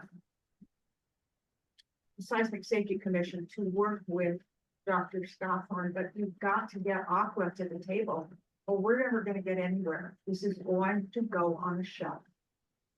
And for all of the reasons that we've kind of all talked about, we're not going to get to that level of being able to address everything down to the community the size of Rio Dell that has the same problem. We don't have water. you know. If I may, I agree with, I'm sorry, was it Commissioner Gar, I think was your name? I'm sorry, I don't know your name, but and that's why in the last workshop, it was only fire agencies. And what I'm proposing now is fire and water agencies in the same room. And I'm perfectly happy, my intention was to work with Cal Warren. But if it's Aqua is the appropriate agency to work with, I will take that guidance. There's going to be a project advisory panel who would guide me on how best to outreach to the water agencies and the fire agencies for the survey, which is to identify what their problems are and their awareness and what their status is, and then to bring them together in a workshop. So I'm certainly not opposed to working with Aqua or any other appropriate group. Fisher. I don't think it's ready for the $90,000 worth of research. I think what it's ready for is to create a coalition. And that may not be, and creating a coalition requires people who know how to build partnerships. And you can have the best research in the world, but if you don't have that capacity to build partnerships, it's going to not go on. That's why I could look at a different approach, but not this one. Thank you. Commissioner Kim Lopez, did you have your hand up? You know, I was thinking about both of your comments and I put it down because I thought maybe there'd be more comments from other commissioners, but you know, to both of your point, which is, you know, starting, we have to start somewhere. But as Commissioner Silva said, is perhaps we could, you know, refine it. So it's not whether we should do something. And part of this could be fleshing out some of the more detail because, you know, as Chair Babbitt said, you know, he's on the Aqua board as I am. And I think that we could definitely get them to the table. I don't think that would be difficult. So that's what I'm struggling with because, you know, do we vote yes now and then do that vetting and bring it back before we actually start the process? Or do we need to do that before approving the funding? I'm kind of in the middle a little bit because I think there's both valid points, but we do need to do it soon. And because with all the attention in the media right now, I think that we have that momentum. And so maybe an approach to this is, while we can approve this at the next meeting or it can be done through email. However, maybe the chair and the vice chair to work with the staff to really vet this out, make sure that we're inviting Aqua and other entities, because I actually do think we need more than just fire departments and water agencies in the room and really move forward. But I do think it's important to start. And first, I think it's an incredible opportunity for the Seismic Safety Commission to take that lead, being sort of the convener of all these different entities and building that coalition from Seismic Safety Commission. Thank you. Anyone else have a comment? Commissioner De La Cruz. Thank you. Thank you, Commissioner Kim Lopez. I feel like you really captured some of my thoughts around, like, let's not make the perfect be the enemy of forward movement in some capacity. And I love hearing about all of the connectivity that this commission and its members has to those partnerships, which are critical to having a project like this be successful. And so I feel like I'm in a similar position to Commissioner Kim Lopez, which is, how do we take some steps forward to do some of this important work, especially given the urgency of where we are right now as a state. So I feel like I very much hear the concerns that have been raised by folks on this call, and right, how can we move forward with the critical connections that we do have.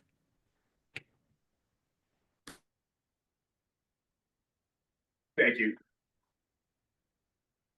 Looking for my colleagues, any other? Just Please. question. Yeah, are we at a point where we're asking that question of, can we move forward by the commission and the staff bringing together a coalition and then doing the request, approving the request, or are we at a point, I don't know, because that's not how it's stated on the agenda, which is what puts us in a predicament, is that what's stated on the agenda is something we're kind of moving off of. So I don't know how that. Yeah, I was just asking Andy how for a suggestion how to move forward. Dr. Scofford, I don't think we're precluded from having a parallel track in that sense. Perhaps coming back to this, involving the commission more, or at least having the commission have an opportunity to understand that coalition building that we talked about. You did mention that you're trying to expand beyond just the fire departments, and I think that's great. We can help you to do that as well. But I know that there's a specific work product and a specific dollar amount and everything else described in the agenda. Well, I agree with you. There's going to be a project advisory panel. I mean, a representative from Aqua could be on that advisory panel and help the project to communicate, coordinate, and work with Aqua to improve the outreach of the project and the attendees at the workshop. I'm fully in favor of that, and appreciate the direction you're giving me. I'm going to put our executive director on the spot a little bit and just see if there's a suggestion how best to move forward. Give us some looking for My suggestion is that we table this discussion and we bring together an ad hoc committee of two commissioners to further refine the proposal and bring it forward again in April. Or if you want to have it done sooner, you could have another meeting scheduled to this particular project. But it sounds like there isn't consensus on the project being exactly the way you'd like it to be put together. And I think you can do that utilizing two ad hoc committee members to further refine it. Yeah, I mean, Dr. Scalthorne, I think we want to go forward all in lockstep and make sure that we're all on the same page. I think there's still some outstanding questions, so I appreciate that. And if that's okay with you, looking at my colleagues for direction, does anyone? I would move that we table this to put together a two-member ad hoc committee to look at that and work with Dr. Scalthorne on fine-tuning this proposal. Two members, of course, to be determined either later in this meeting or through a survey. Yeah, I think I would be more comfortable if it's okay with all of you, just to put it out there, let those interested respond with that after through via email and get everyone involved that way. So I do have a motion to table. And I have a second by Commissioner Silva with a motion by Representative Missouri. I'll look to my colleagues if there's any further discussion. Seeing none, we'll take a roll call. Chair Rabbit, Aye. Vice Chair Garn, I, Commissioner Bumblebee. Aye. Commissioner Claire, Aye. Commissioner De La Cruz, Aye.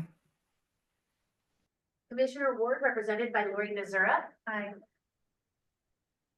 Commissioner Kim Lopez, Aye. Commissioner Silva. Aye. Motion passes. Great. And Dr. Scalthorne, thank you so much. And I think it's such an important topic. We just need to take a little more time with it. But we do appreciate all the work and look forward to continuing that work on as we move forward. Thank you. And thank you for your time. Take care.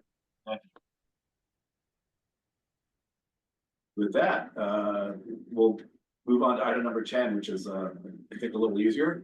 Sponsorship of a 19th World Conference on Seismic Isolation, Energy Dissipation, and Active Vibration Control of Structures. Who's not going to that this year? I believe this is just really a sponsorship with no financial obligation. I'll let Andy, anything further that we should know? Not too much. It will be in September of this year. There are two co-organizers, the Pacific Earthquake Engineering Research Institute and the Anti-Seismic Systems International Society. They are not requesting any monetary support, as you suggested. They would like to use our logo and support, have us help them promote the event and attend if we are able. Great. Any questions, comments, or concerns? I can tell you that I know there are two bridges in the Bay Area that both use different ways to dissipate seismic energy, and the Golden Gate Bridge, it's just similar metals, which I think we'll hear about in April when the engineer from the bridge will come here. And on the Bay Bridge, the new Bay Bridge, it's viscous dampers, which we didn't want to have to keep refilling the dampers apparently going forward. So I think it's a huge issue, as is isolation and all the other issues. So I appreciate the work and the research that's being done on that behalf. So I'll look to my colleagues. This is an action item to sponsor this event. Is there anyone who willing to make that motion?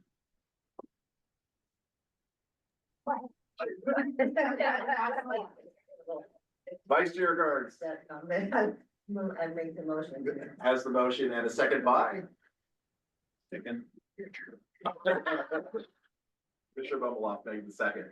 I do see a hand raised. Commissioner Claire? Thank you. Do we have parameters on how our logo can be used, and like in allowing them to do that, is there any kind of arrangement that says we'll use it in this manner and not in this manner? Because giving up our logo and such without really knowing the extent of being used. If we don't have a policy, I'm a little concerned about, even though I support this effort. I'm just saying, do we, in general, when asked, do we have a policy on this? Question? Question. We do not have a specific policy, but in this case, the logo would be used on their website and the meeting material.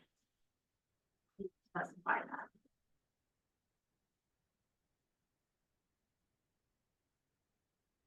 Any further? Yeah. Maybe in the future, that's something we can dive into I'll make deeper. an amendment to the motion to add to the motion, that we direct staff to come back to us with a policy that would be consistent with state level, state government policy regarding the use of logos. I think that's probably good. I was gonna second it. All right. With that, it's really direction to staff to just agendize an item to talk about the use of the logo for the commission in the future. But this is really the sponsorship. And with that, can we have a roll call, please? Chair Rabbit, Aye. Vice Chair Gar, I, Commissioner Bumblebee. Aye. Commissioner Claire, Aye. Commissioner De La Cruz, Aye. Commissioner Ward, represented by Lori Nazara. Aye. Commissioner Kim Lopez, Aye. Commissioner Silva. Aye. Motion passes. And did I give you enough language to add to the motion? Yes, yes, I did. Great, thank you. Moving on to another controversial item, item 11, International Code Council Building Safety Month 2025 for proclamation. Andy? Thank you. So the issue here is that the Building Code Council or the International Code Council has a Building Safety Month every year. However, every time they come to us, we do not have a meeting scheduled in which we can provide a proclamation for them. And so what we'd like to do is provide an opportunity for us to have the executive director given the authority to sign proclamations in the future, starting this year, that says that we are supportive of the International Code Council Building Safety Month. And this is what a proclamation generally looks like. This is the one that we would have done last year and signed. However, we were not given sufficient time to get it in front of the Question. Please. I appreciate this. This happens all the time at the local level, even though we meet every 2 weeks. That people are late asking. Would it be appropriate to include with the approval of the chair, because you're in between meetings and that's often what happens, is we just give the authority to the executive director with the approval of the chair.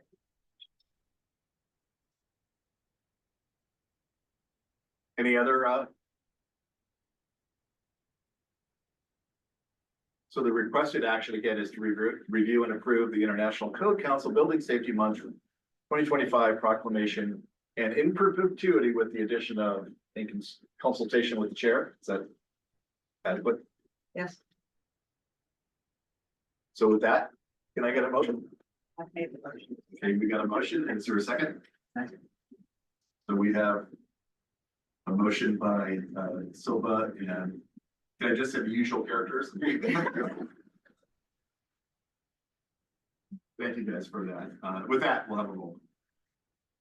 Chair Rabbit, Aye. Vice Chair Garnes, I, Commissioner Bumblebee. Aye. Commissioner Claire, Aye. Commissioner De La Cruz, Aye. Commissioner Ward, represented by Lori Nazara. Aye. Commissioner Kim Lopez, Aye. Commissioner Silva. Aye. Motion passes. Great, thank you very much. Moving on then to item number 12, which is California Geological Survey update. And Jeremy Lancaster is with us, has been with us for quite a while now. And we very much appreciate him being here and taking the time today to give us an update to see what the CGS is up to these days. Thank you, Chair Rabbit, appreciate the time on the schedule. So my plan is to give you an update every year in January.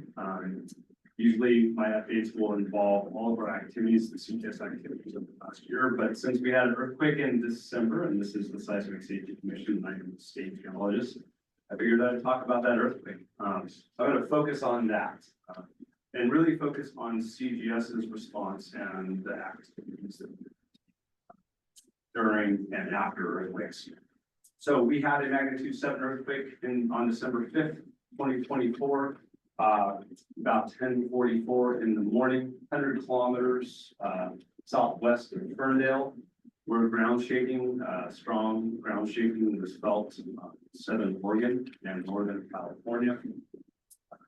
Very strong ground shaking felt near the epicenter. More than 16,000 people reported feeling this earthquake. There have been more than 5,000 aftershocks. Greater. The largest is a magnitude of 5. That was 17. We felt this earthquake here in Sacramento.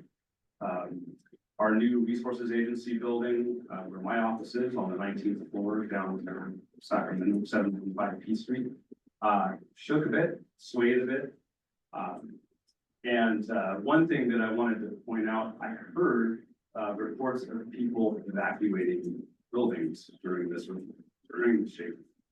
And just wanted to, my public service announcement as the state geologist says, the best protective action you can take. Find, you're in the building, just find something solid like a table, drop, cover, and hold on and wait out the shaking. Seen in past earthquakes when people try to run out, front door, the back door, facades, parapets fall down and injure and in some places sometimes kill them. That's that. Next slide, please. So the area where the earthquake occurred is a very seismically active area. This is our cumulative shaking intensity map for the northern half of the state for the last 42 years, showing that hotspot on the map. There have been 40 magnitude 6 earthquakes in this region in the last 100 years, and 6 magnitude 7 earthquakes since the 1980s. So that's how seismically active it is. Next slide, please. So several communities were exposed to strong and very strong ground shaking. Ferndale, Rio Dell, roughly 4,000 people, very strong ground shaking there. And then Fortuna, Redway, Hydesville, Humboldt Hill, close to 18,000 people, strong ground shaking. So there was some community exposure. Next slide, please. There was a tsunami warning that was issued just after the event. The tsunami warning was canceled about an hour later. That warning went out all the way up to southern Oregon and then down to the Santa Cruz area. It turns out there was a tsunami that was generated, but it was a very small tsunami, so 9 centimeters, roughly 3.5.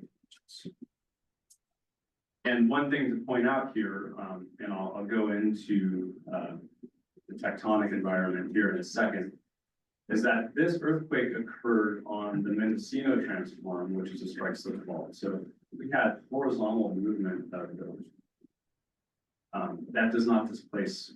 Typically, we don't see tsunamis generated on. If that earthquake occurred on the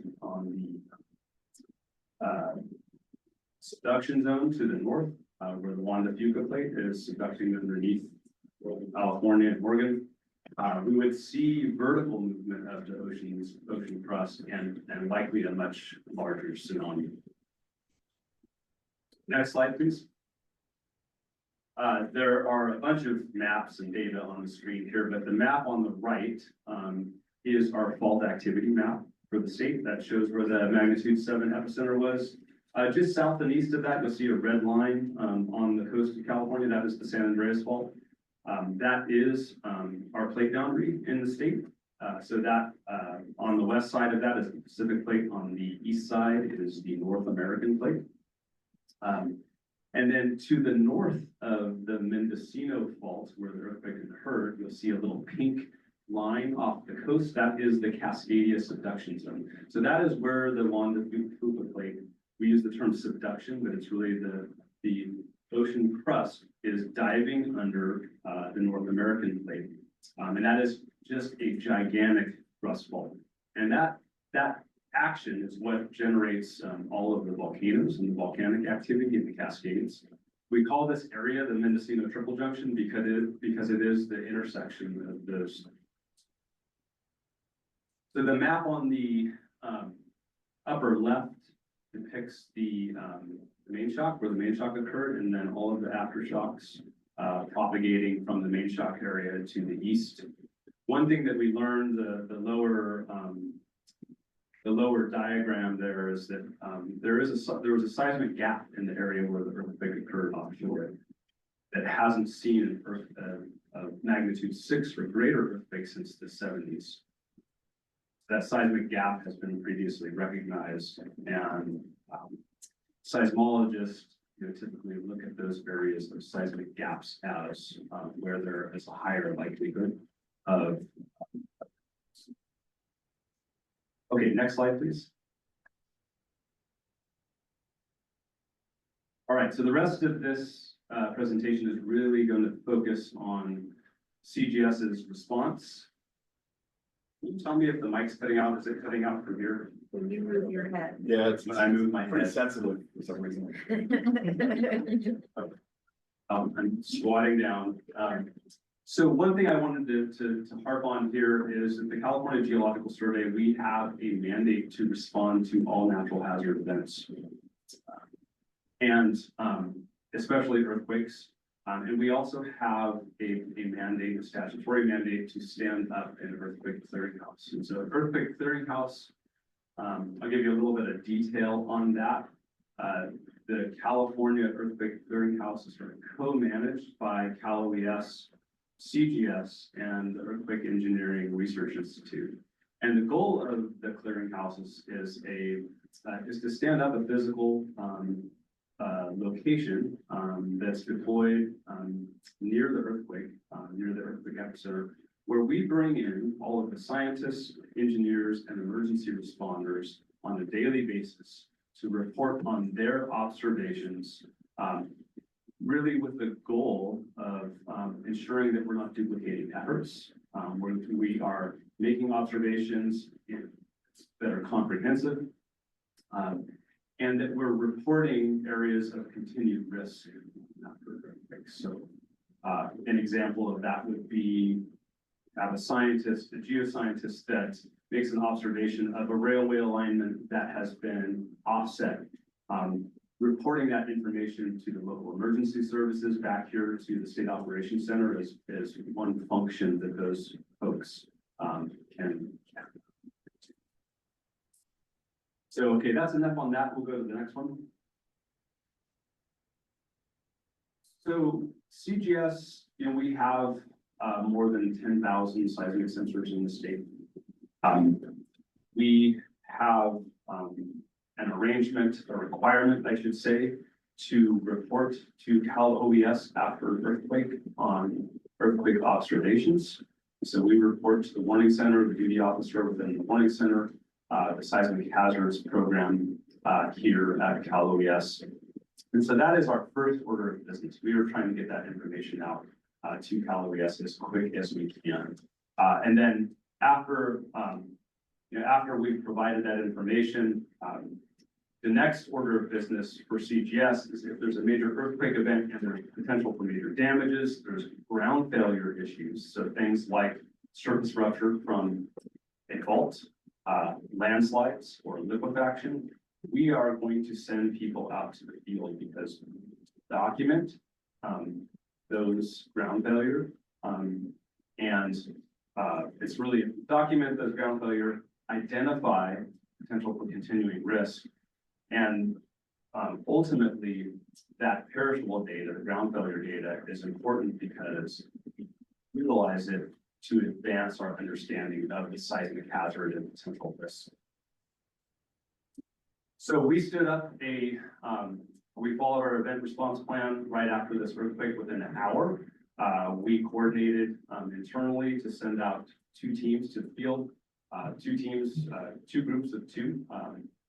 And we were able to do this rapidly because we have an office in Eureka. We have an office in Eureka of about 6 people. Out of 5 other satellite offices within the state. We made 23 ground failure observations, which I'll talk about next. Again, we did stand up a virtual earthquake clearinghouse after this event, anticipating we didn't have enough information on the damages at the time, so we went ahead and we stood up a virtual clearinghouse.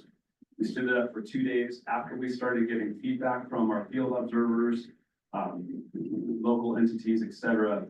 We ended up canceling that clearinghouse after 2 days. All right, next slide. So now I'm going to just show you some of the observations that were made after the earthquake.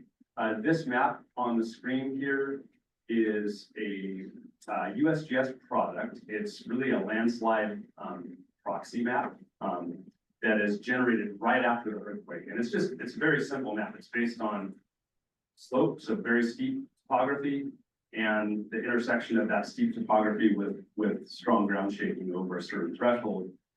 And it tells us where we might anticipate landslides. In this case, it's landslides. I've got 3 arrows on the map there: Centerville, Scotia Bluffs, and Shibley Road. And if we go to the next slide, I'll show you some examples of landslides that were observed in the field. So Centerville Beach, there was quite a bit of coastal bluff failure. Scotia Bluffs, there was bluff failure just over a railroad trestle. Thankfully, that's an abandoned railroad trestle. But this is an example of a setting where you send someone to the field to make an observation. If this is an active railroad, that observation is very important to emergency services, getting that to the rail, whoever the rail company is. And then, yeah, incipient landsliding on Shibley Road. Next slide, please. And then we received some really nice photographs from the U.S. Coast Guard. So this is the Centerville Beach bluffs. And you can see there's a lot of material that has sloughed down onto the beach. You see trees. There was quite a bit of bluff failure in this area. And this should be anticipated during an earthquake where magnitude 7 earthquake where you have severe, very strong to severe ground shaking. And what happens in these bluff areas, because of the topography, the ground motion enters that topography and can amplify within that coastal bluff zone, which destabilizes those bluffs and causes the landslide. Okay, next slide, please. Liquefaction. So let me just explain this really quickly. Liquefaction is a type of ground failure where you have loose saturated soils that are weak. When they're subjected to cyclic shaking, they lose strength and they compress. Very important to identify where this has occurred. If you're building on an area where there could be liquefaction were to occur, you can have loss of bearing support and foundation failure, structural failure of your structure. In general, liquefaction was not widespread. It was very limited. I think we observed it in 2 spots in this area. Of course, I didn't explain the map on the screen. The map on the screen is another USGS liquefaction proxy map. The purple areas where I have the pointer to is an area where there was supposed to be high liquefaction probability.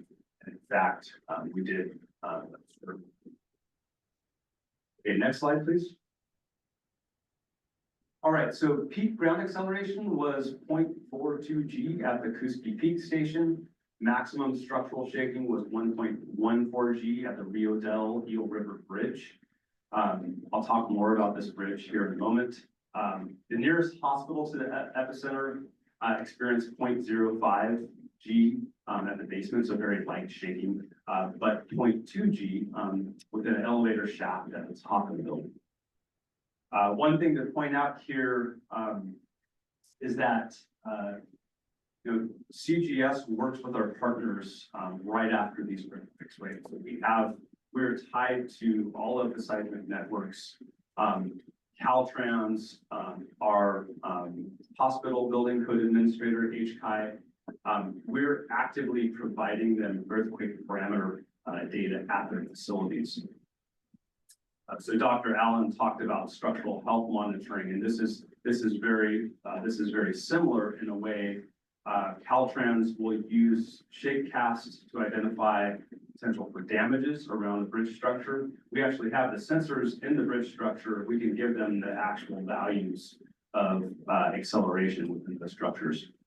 And the same for hospitals. Okay, next slide, please.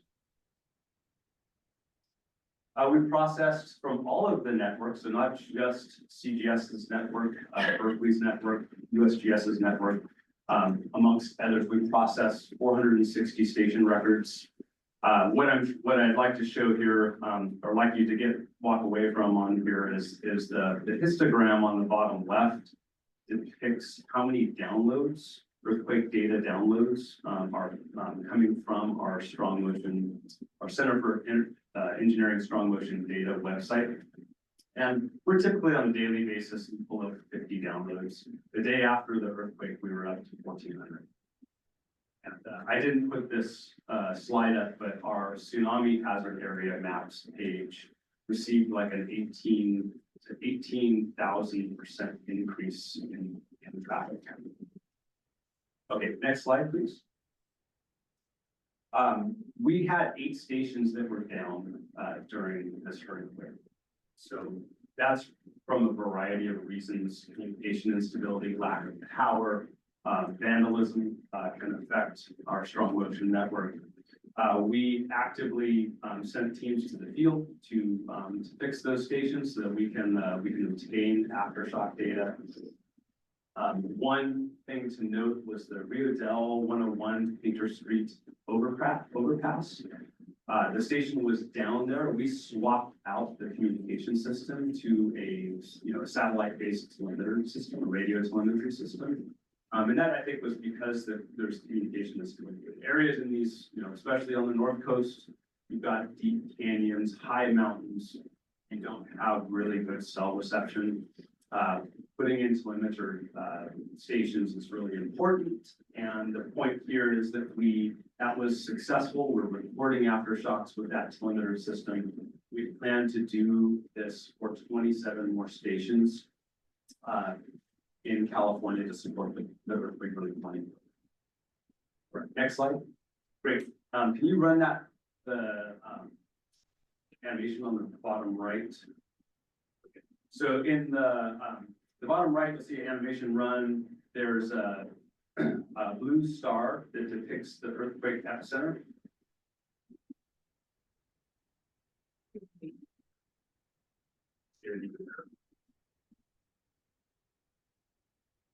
Okay, well, that's a bummer.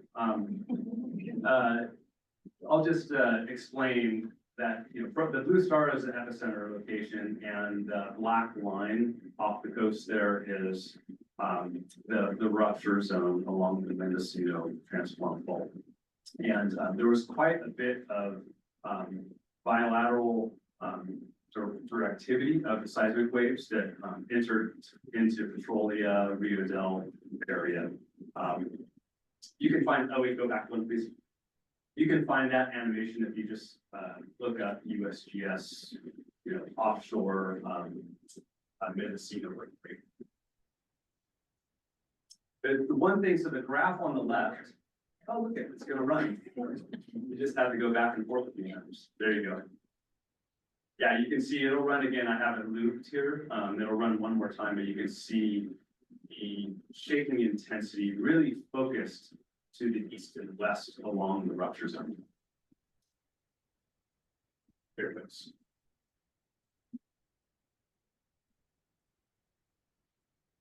Okay, the graph on the left. I know this is a little down into the weeds here, but it's important. It depicts peak ground acceleration versus distance. And the blue line on that graph is the predicted mean ground motion. Okay, the blue line on the graph is the predicted mean ground motion. Within that 20 to 100 kilometer zone of distance from the epicenter, the black dots depict all of the actual recordings. So this shows that there's quite a bit of variability, and that might be due to directivity effects. It might be due to site amplification effects. But it really demonstrates why it's important not just to rely on ground motion prediction equations at a site. Site data is extremely important, and that's why having a dense seismic monitoring network is important in this situation and in our state as a whole. All right, next slide, please. Okay, now I'm going to talk about the Rio del Ilo River Bridge. This bridge is base isolated between within the truss zone, right? We have 18 accelerometers in different locations along the bridge within that base isolated section. So next slide, please. And there's another animation I'm hoping it will run. So here we go. Yeah, and so what you'll see here is these two rectangular prisms represent the bridge deck, and represent the movement is based upon 8 of the sensors tied to the model here. And I think it'll run again. But this is the bridge that had the highest structural shaping, so 1.4 G. There's P waves, right? And then here comes all the energy and the S waves. See quite a bit of horizontal and vertical. All right, next slide, please.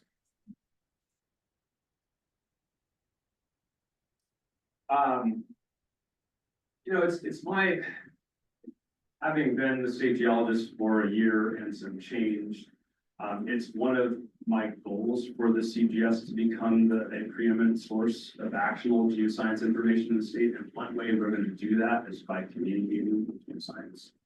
And so we spent quite a bit of time posting to social media our field observations, and that's what I'm showing on the screen here. We worked with media outlets. We worked here at Cal OES with the Cal OES PAO to develop videos communicating geoscience information after the earthquake. We were, thankfully, we were mentioned in 32 articles after. All right, next slide. We were called into the State Operations Center within 30 minutes of the earthquake, and this is the last slide, so I won't take much of the time. We staffed the State Operations Center for 2 days. We're working here. The photo, upper left photo, that's Derek Lambeth and Chris Jones with the Cal OES seismic team. We're working with them directly.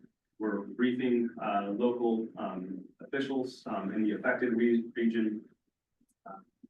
I said this already, but we work with Cal OES Public Affairs to develop video content to describe the earthquake science. And then, you know, in the SOC, there's this cadence of briefings that occurs. CGS is actively briefing on our field observations. We are looking at the USGS's aftershock forecasts and briefing on those as well. That's very important. If in this case, the earthquake was far offshore. We have a major earthquake in the middle of a major metropolitan area, and there are large aftershocks. If you have emergency responders going into buildings trying to make rescues, it's really important to understand the potential for large aftershocks. So we are actively briefing on that information. And with that, I thank you for your time. We thank you for being here and for your time. And I'll look to my colleagues. My friend from the Mendocino Triple Junction has a question. Thank you for that presentation. I just said 3 things. One, I was in the Eureka City Hall, at a Great Redwoods Trail meeting. Everything started shaking. You could see we had people on video in Ukiah. We felt it before they felt it, but then they felt it. I got under the desk.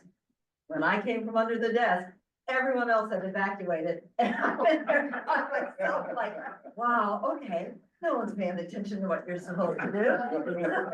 But just for the record, I did what I was supposed to do. And second, the the video you just did, very disturbing. I'm racing back to Rio Dell, and when I get to that bridge, right before I got to it, after I came off, got past 36, I was like, okay, one more bridge, just one more bridge, and I literally said that. And the third thing is, if you could figure out a way to get December off the calendar. I think Buffalo County would be okay. Thank you. for It's your an active presentation. month up there in December. It's a very active month. Did you get your mind shaped forward? Um, Ahead of the shape, Yes, no, I don't know. during the shape. During, yeah, probably, yeah, 'cause you were yeah. so close. Mhm. 'Cause I was in Eureka, and I know that, my bestie got it. And, she was in Rio Dell, Uh-huh. and, she said the house, what was weird was that I live up on a hill up on Cherry. And, my neighbor, myself, and the house across the street, we had a lot of breaking things. Susan said the house was going back and forth like this, and she thought it was gonna come off, but it didn't. Down at City Hall, I mean, everyone had the shaking. We felt, I can't tell you how many aftershocks, and they were like, well, it must just be your house, because we're not feeling them. But everyone on my street, at least because I'm at the peak, all said that it felt crazy. And everyone else felt, it was severe, but it was like in certain areas, somehow we felt it a little stronger, a little different than the rest. So that was very interesting too. I think that's pretty common because you get, with changes in topography and geology underneath, you can have an amplification. Commissioner Kim Lopez? Thank you for the presentation. It was really interesting. My question was, based on all this data that you have that shows level of landslide, and it's not just the coastline, because it could be further inland, and it's something that's over time with enough shakes, both noticeable ones and small ones that causes landslide. Are you able to do any kind of modeling that shows if a certain seismic event happens in a certain area, so the impact to the landslide in a particular region or that area? And the reason for my question is, over time, both coastal and inland that are close to coastal, we do see those landslides, historic landslide zones, but also landslides from just more the recent events. And there's a lot of critical infrastructure that are running through there. And it's a threat to those infrastructure that are serving communities. And you can't see it because you can only tell when it breaks. But the flip side of that too is when there's a landslide and there are homes and businesses, often, they're desperate. So they're looking for someone to point the finger to. And a lot of time it is those of us who have those underground facilities and infrastructures and saying, well, clearly it's because of these water lines that are causing the landslide and resulting in class action lawsuits. And this is happening statewide. So I'm just trying to see, because one of the things we're trying to do with Aqua and our pooled insurance, Aqua Joint Powers Insurance Authority, is to do some level of white paper and some legislation to recognize and protect these kinds of events for agencies that have these critical infrastructure. So I thought maybe some sort of modeling could help us inform in that direction. So I just wanted to give a little context to my question. Right, so we have models that are available now on our website that depict earthquake-induced landslide zones. And that would be informative after an earthquake if there were landslides within one of those zones. I think utilizing those data sets to highlight that they should have been anticipated.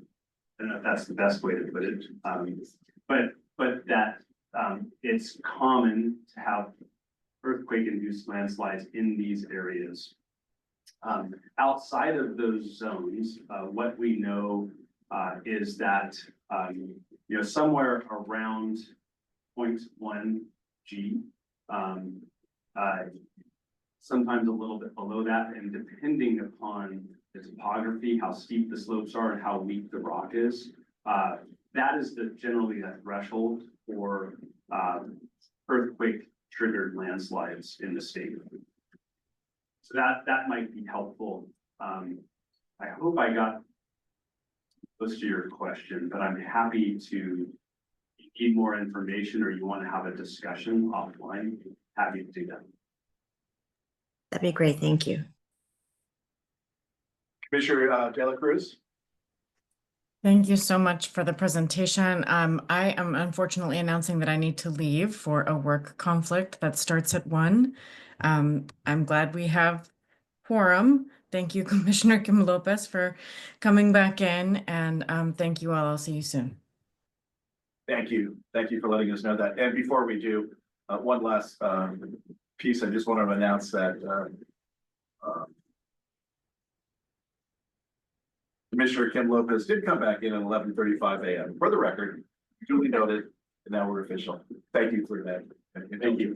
Can you, real briefly, I know in our, obviously after this, or the tsunami warning, and I just asked Andy about this, and I know that the USGS are the ones who put the tsunami warnings out. When we put out the earthquake warnings, right, we have a criteria set upon certain magnitude expected. But there, what's the criteria for a tsunami warning? Yeah, the tsunami warnings are put out by the National Weather Service. Okay. Actually, there's National Tsunami Warning Center. And they're the ones to ask the very detailed questions, but in a near coastal earthquake like this, if the earthquake is magnitude 7 or greater, generally between magnitude 7 and 7.6, they're going to automatically put out a warning. That's the way I understand it. And they're going to wait for the buoy information to see what the wave heights are before they add more information to that warning or cancel the warning, which takes a lot of time. It can take hours. Anything above magnitude 7.5, 7.6 off the coast, the likelihood goes way up. The tsunami. Yeah, that definitely makes sense. I know, for us, it's my youngest works in a basement. She's a chemist, so her lab is in the basement of a building on the San Francisco Bay. And so they were ordered to evacuate, and she was panicky about what was to happen. But better to be safe than sorry, and all the rest. I was just curious what the criteria was, so thank you for that. And then a naive question of mine, you mentioned the term seismic gap when you talked about it. Can you just explain what it is really quickly? Yeah, sure. When we're looking at faults, active faults and earthquakes, seismologists will typically establish, sort of the rate, the seismic, the background seismic rate for a region along or a segment along the fault, I think is the best way to put it. And when the rate falls off from the average, then what we have there is a gap in seismic activity. Is it the entire piece of fault? What segment? It can be 20, 30 mile segment. It can be 100 miles long. Faults, even though we draw them on these really large statewide scale maps, we draw them as like nice straight lines that are continuous. They really aren't like that in real life. They're discontinuous segments of ruptured earth. All right, I appreciate that. Question. If there's no more questions, thank you again. Thank you for the time. Thank you for your patience. Thank you for all your work. We appreciate it very much. Very much. And, moving on, item 13. Turn it over to you, Andy, for project updates. Thank you. So we have a number of projects now, as we discussed earlier, when we were talking about burn rate. So We will give brief overviews of all of these. You all are really familiar with these projects. We've been talking about them for a good part of the last 2 years. The first one is our Ferndale Turkey project. As you know, the part one of this project was the report that we did, which was completed and is posted on our website. We also then worked with staff on, with Lori's team at CSTI. They were creating a document on IA and PA and putting together a pilot training course and then a full rollout of that course. So they have done that and have provided this fact sheet that is now available and will be available on the CSTI site as well as eventually the Cal OES site. Once that's available and our website is updated, we can add that to ours as well. But there will be a training course available for state officials as well as others interested in learning more about IA. Next slide, please. The second part of this is the doublet triggered scenario study that is we funded with PEER. That is in progress. Volume 1 of that report has been provided to our ad hoc committee earlier this month. We hope to have that review by them completed by the end of the month and then presented at the April meeting. We are also hopeful that volume 2 of the report, which speaks more specifically to the damages done in the doublets at the April meeting as well, with review by the ad hoc committee, hopefully in February. This project is going a little longer than anticipated, so we are in contract amendment negotiations just to extend that contract. And the team continues to meet on a monthly basis with the project team here represented. The third part of this particular project is with INCOR. The ad hoc committee review it should occur in January. We expect to receive that report within the next week or so, with also presenting the findings of that report in the April meeting. That contract is also going a little bit long, so we are in contract amendment negotiation with them to extend the date, and of course we continue monthly progress meetings with them as well. The next project is our fire station inventory. We have full distribution of that survey. You may recall that it went out to 3,200 fire stations. We had over 1,000 responses, which was great as of December 9th. We did do the first data extraction and validation. It's begun. And we provided 398 station names to the EEW program because they're interested in learning more about earthquake early warning. And the second thing of interest here is that of the 1,056 responses, 729 of those records are going to require additional validation. So Harold over there is having a really fun time looking at all of that data and reaching out to those fire stations to validate the information provided. Thank you, Harold. We did do an initial houses run, and we did do a risk assessment report. That risk assessment report has been completed by our staff and then sent over to the recovery staff that reviewed it. They have some comments. We just received that back. So once we address those comments, that initial report will be going to the ad hoc committee for review. Part 2 of the report will take a bit longer. We need to have all of the data completed and validated, and then that report written. So more to come there. We are also working with IT, Cal OES IT, to do the GIS dashboard. We spoke about this earlier at the last meeting. So this is just a little bit of a visual of what that dashboard may look like. We will be able to query all of the information that was provided by the survey on this dashboard. It will be an internal dashboard. But you can see there, those first dots are actually all of the dots of the fire stations that provided. Next slide, please. This slide is about our shake cable project. And you all know that is being built right now. So this is a fun little video of showing the 5th story being lifted onto the shake cable. So this is actually the building that we are partially funding, on the shake table down at UCSD. And this video that you're watching is actually filmed by the drones that we're also funding. So a good use of that funding there as they learn how to use those drones and determine what they will be using them for when they do the live fire testing and the document that they'll be providing for us for UAV pilots. So you can probably move forward, but it's a couple minute video here.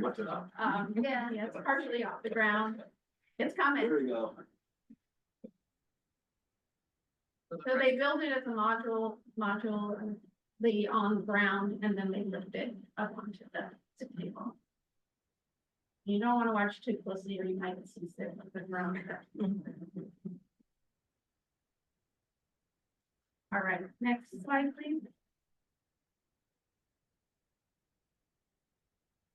The next project is a mobile home building code project. Bless you. As you'll recall, we were funded through FEMA's BRIC program for $450,000. That was approved in July. We are working on the request for proposal there, as well as the internal Cal OES budget team to ensure that we are tracking our time as appropriate so that it can be used as an in-kind service.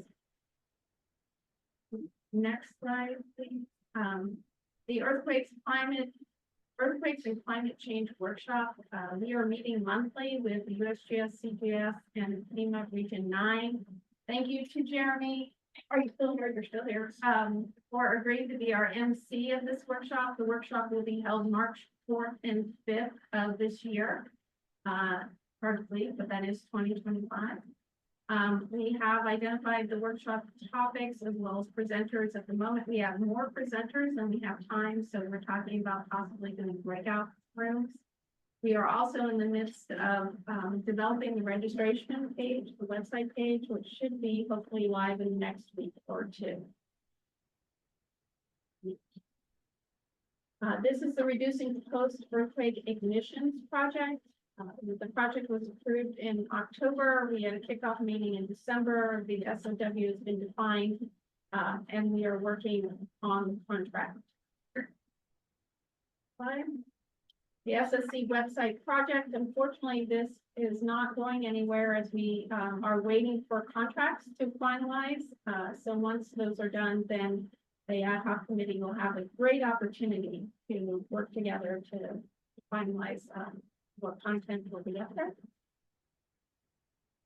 The Northridge Anniversary Quake Heroes Project, we have recurring check-in meetings monthly here. They are currently working to dub it into Spanish and Chinese. Deliverables have been delayed, so we are in contract amendment negotiation with them. We're hoping that we will soon have from Quake Heroes dates in which they will be screening the film. Next one. I guess I went through that really quickly. Yay. Any comments? My colleagues, any questions on anything that you saw? Seeing no hands raised, just want to say thank you for that. And that. I want to thank staff. In early December, I reached out because we were in a meeting for state leaders from House cities when the earthquake in Rio Dela occurred on December 5th. And I was talking about the challenges of small communities, small, rural, underserved communities getting actually emergency relief funding. And two of the lobbyists for House cities wanted to see if they could work on it at the federal. So we provided the report again. I provided it to them. We talked about it. We'll see where it goes. But it's both our revenue and tax lobbyists, it's a funding issue, and then our environmental quality lobbyists. Disasters. Well, thank you to staff for provide that. Maybe we'll get some CSAC involved as well. And I think to add to that, we did have a discussion early on about getting something out to the Office of Rural Advocate. And so we're waiting for the 2 reports to be done. We now have, some information from recovery as well. So when some peer and Infor and the recovery information, when that is all done, hopefully we can put together a letter that will the office. Great. Any other comments on the report you heard? We'll move on then to the miscellaneous announcements. You have a few where you want me to go. Yes. it is here. I saw that. You want to give those real quick and I'll take it. Tanya, did you want to give an update on? Yeah, Tanya Black, Administrative Processes Manager. I just wanted to let you know that you should have received an email from FPPC regarding your annual filing for this year. I will be sending out a follow-up email after the meeting with all the deadlines and important information. So be on the lookout for that. That's just what I wanted to let you know. Is that deadline in April? April 1st, yes. Anything else? Yes, there's another slide. There's always another slide. So we would normally give you an operating budget update at this meeting. However, we're still waiting for that information from Cal OES budget. So you'll be seeing that in April. It shouldn't be anything above the ordinary. Everything was tracking fine last year. The second bullet there was the craft fund. We discussed that above, and moving forward, you'll be getting more information about that as well. Also wanted to let you know that the Hog and Cog, we're working actually with Lori's team in 2 different ways, parallel tracks potentially, to have that translated into Chinese if we can. The 2 tracks are this. NEHRP has a grant program. We are going to submit an application. I do know that program can be relatively overprescribed, but if you don't ask, you don't get. So we will hopefully ask and see where that lands us. If that money is not available, there is a possibility there's some additional money, just like we did for the translation of the COG in Spanish, working with Lori's team. So we'll keep you apprised of that. And then lastly, for executive director recruitment, you know that we'll be going into closed session in just a moment to talk about that. But the recruitment closes on January 15th. So if anybody knows anybody who's interested in applying, please let them know that the recruitment closes on the 15th. And lastly, I would just like to say, as always, thank you to the staff. They did an amazing job in pulling all of this together. It takes quite a bit of work. And they do a fantastic job. So thank you to all of them for that. And thank you for the opportunity to serve you as executive director for the last 3 years. Well, I just want to say thank you. And thank you for your leadership. You know, we very much appreciate that. And obviously, when tomorrow being the last day of a long work career, not only with this commission, but with the entities in the state and elsewhere. Just want to say thank you. I've so much enjoyed working with you, and appreciate the professionalism, the dedication, subject matter expertise. You're right, staff is very, at least for a commissioner like myself, sitting next to you, keeping me on the straight and narrow. Giving the information I need. I so much appreciate that. So thank you so much. We do have a couple guests here today too that want to say a few words. I know. I'm going to turn things to Kristen. It's good to see you. Kristen Hunter is here.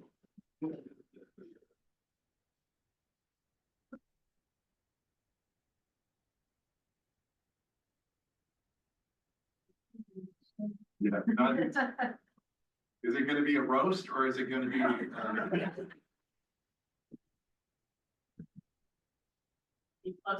Be close to the mic. Clearly that's not happening. Can you guys all hear me okay? We can. So good afternoon and thank you for allowing us to say a few words. We really appreciate you giving us the time. We just couldn't let this day pass, her friend Erica and I, without celebrating the importance of the milestone of both what we consider a valued colleague and a dear friend for nearly 25 years. Andy, as you step into your retirement, Erica and I have been reflecting on the journey we have shared, one filled with a lot of laughs, growth, and countless adventures. From the moment that you introduced yourself, when we worked together at the Department of Finance, it was clear that you were someone special. Over the years, the three of us have experienced many, many milestones together, both personal and professional. We have made many great memories during lunch outings, walks around the Capitol, and fun trips, and then birthday adventures that we have taken on to do new fun things together. We're very proud of your career and your dedication to the people of California during that 20-year career with the state. You should never underestimate the difference that you've made through your work at Finance, the Earthquake Authority, and as Executive Director at the Seismic Safety Commission. We hope you know how much you mean to both of us and what your friendship has meant to us over the years. You've been a lot more than just a friend. You've been a partner in adventure, a source of wisdom and advice, and a reminder of the importance of living life fully. We hope you, as you close this chapter, we hope you recognize kind of all of your accomplishments, and we wish you happiness, health, new memories to treasure. We want to thank you for being such an important part of our lives and for allowing us to share in yours. We're proud of everything that you've accomplished and excited about what's to come. Me especially, since you'll be joining me in retirement. And just a few words about what retirement means. Retirement means you have time to relax, enjoy the ride, try something new, imagine the possibilities, remind yourself to play, expect adventures, make new plans, entertain a few wild ideas, nap without guilt, and take time for just yourself. Congratulations to our friend, and we wish you all the best to your next adventure. Great.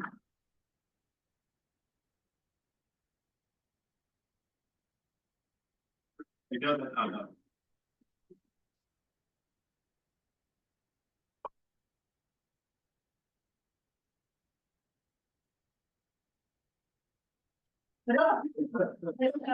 Italian butter cream with some coconut.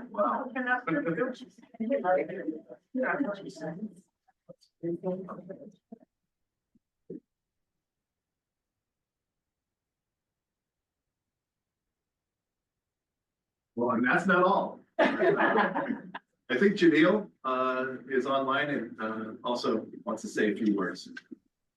Yes, thank you very much. I just want to make sure you can hear me. Yep. Awesome.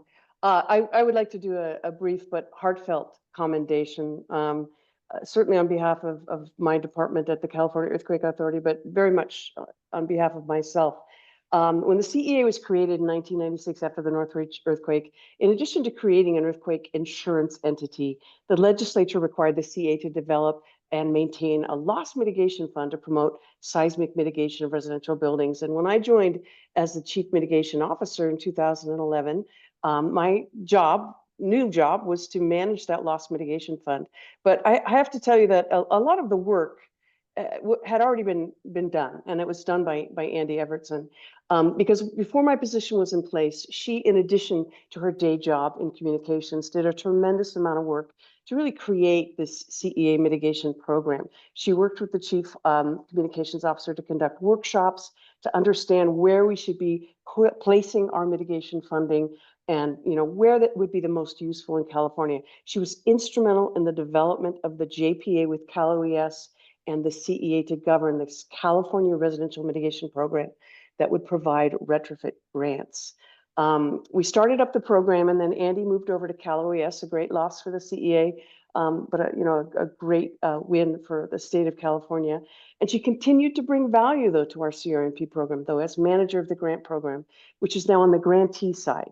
Obviously very supportive along with her colleagues.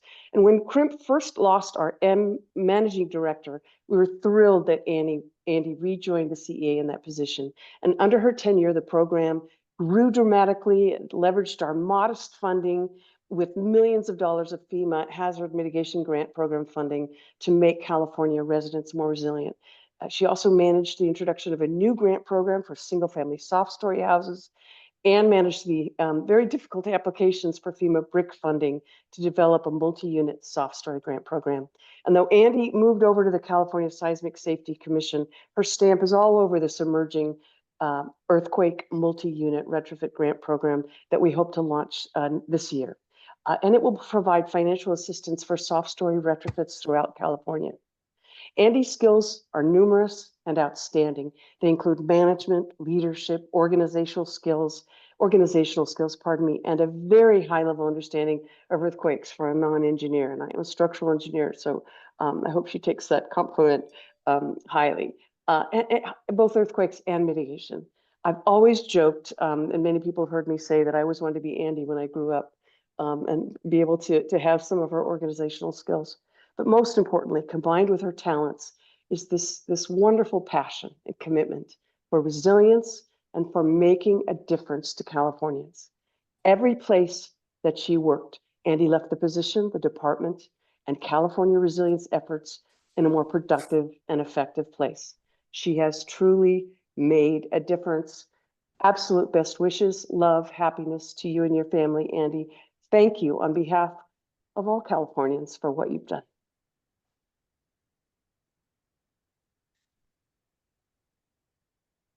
Thank you, Janelle. Thank you. I just wanted to let you know too that Chief Larry Collins, Fire and Rescue at Cal, planned to be here. Obviously got pulled away, but I will look to my colleagues if brother comes. Please, Representative, sir. Andy, I didn't get moving fast enough, but we are working on a legislative resolution for the governor's and so we will have those for you at a later date.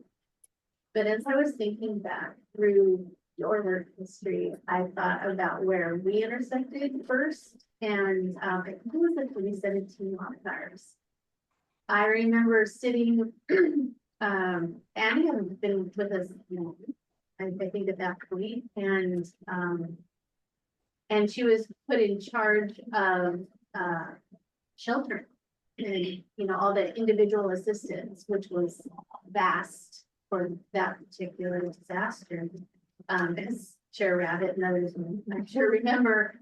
And but she just jumped right in, and I remember sitting there talking with you in the multipurpose room about all the different disaster resource centers and shelters that were up and running and who had what, and it was amazing to see you work with staff on such a complex operation, and it's to this day one of the most complex that I've ever. So when we came to Seismic Safety Commission and we got to work together again, I was thrilled because I knew you were the right person for the job. As Janine said, your organization skills are, bar none. And so in a short period of time, I think the work that you've done here has been amazing. And as a representative for the board, and sitting around the table with all of you, the work that Andy puts into each and every meeting that we have, and that's subcommittee meetings, ad hoc committee meetings, and reports and projects is amazing. So we will really miss, and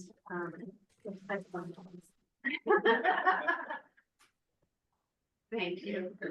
I'm always available, but I couldn't have done anything I've done in the past without a great support team, whether here or CDA or earlier in Korea. Takes a team.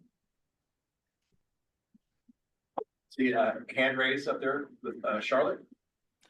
This is Charlotte Filippi with the California Earthquake Authority, and I just wanted to echo what Janelle said. I'm the Chief Communications Director here, and I worked with Andy for a while before you guys had the pleasure of taking her from us.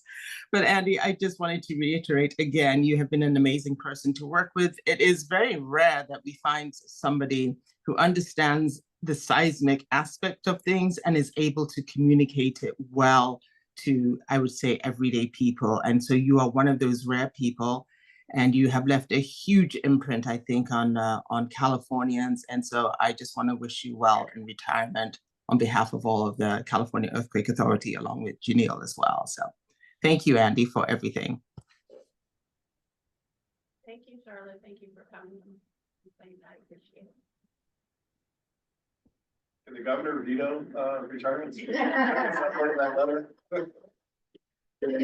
Please, please. Yeah, I'm the new guy here, so I just met you a few months ago, but I want to say that I just started thinking what I'm doing here.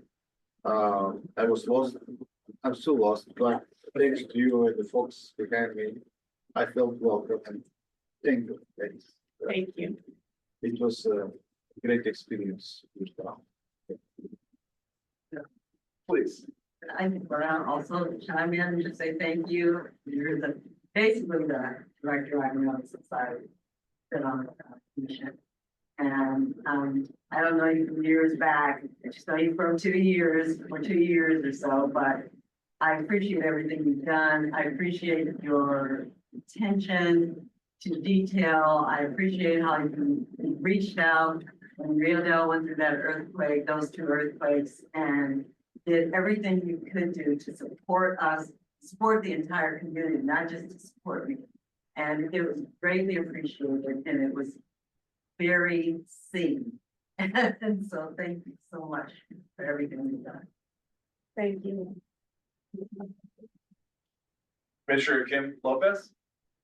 It's unfortunate I have not had years of working with Andy like some of the people that spoke, but in the time that we have, just the impact that she's made to the communities and sectors, but also to me as well, and just been such a great resource and someone that I can turn to for support, ideas. And so just look forward to continuing the friendship after you retire. So I hope I have your personal cell number, but if there's a different number, please make sure you send that. So thank you again for everything, Andy. Thank you. It's been a pleasure. Please. Well, I was on the recruitment committee 2.5 years ago, and I was on the selection committee.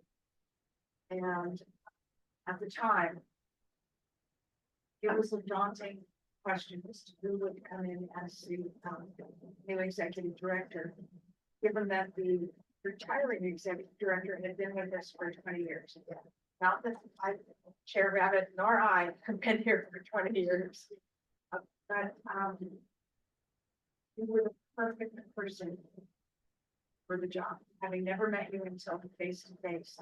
Right, the right balance of an understanding of seismic issues without being an engineer. Because this isn't an engineering job. This is a job of communicating the challenges and the risks that we face and convincing the public that they need to do something. And so that is actually happening. The challenge is to translate the problem from the technical. Often I don't respect the technical, but you know, and into something that will motivate people to take action, to protect themselves, to protect their communities, to protect their loved ones, to protect their property. And you were the perfect fit. You were so fortunate to be able to find you. I had the opportunity to be chair for the first year. I was chair for years. Didn't we work together the whole time I was chair? I don't think so. I was fortunate to be able to be the chair, to be able to and you made the job as easy. So thank you. We wish you well. We forgot to tell you when we asked you to take the job that it was a 20-year.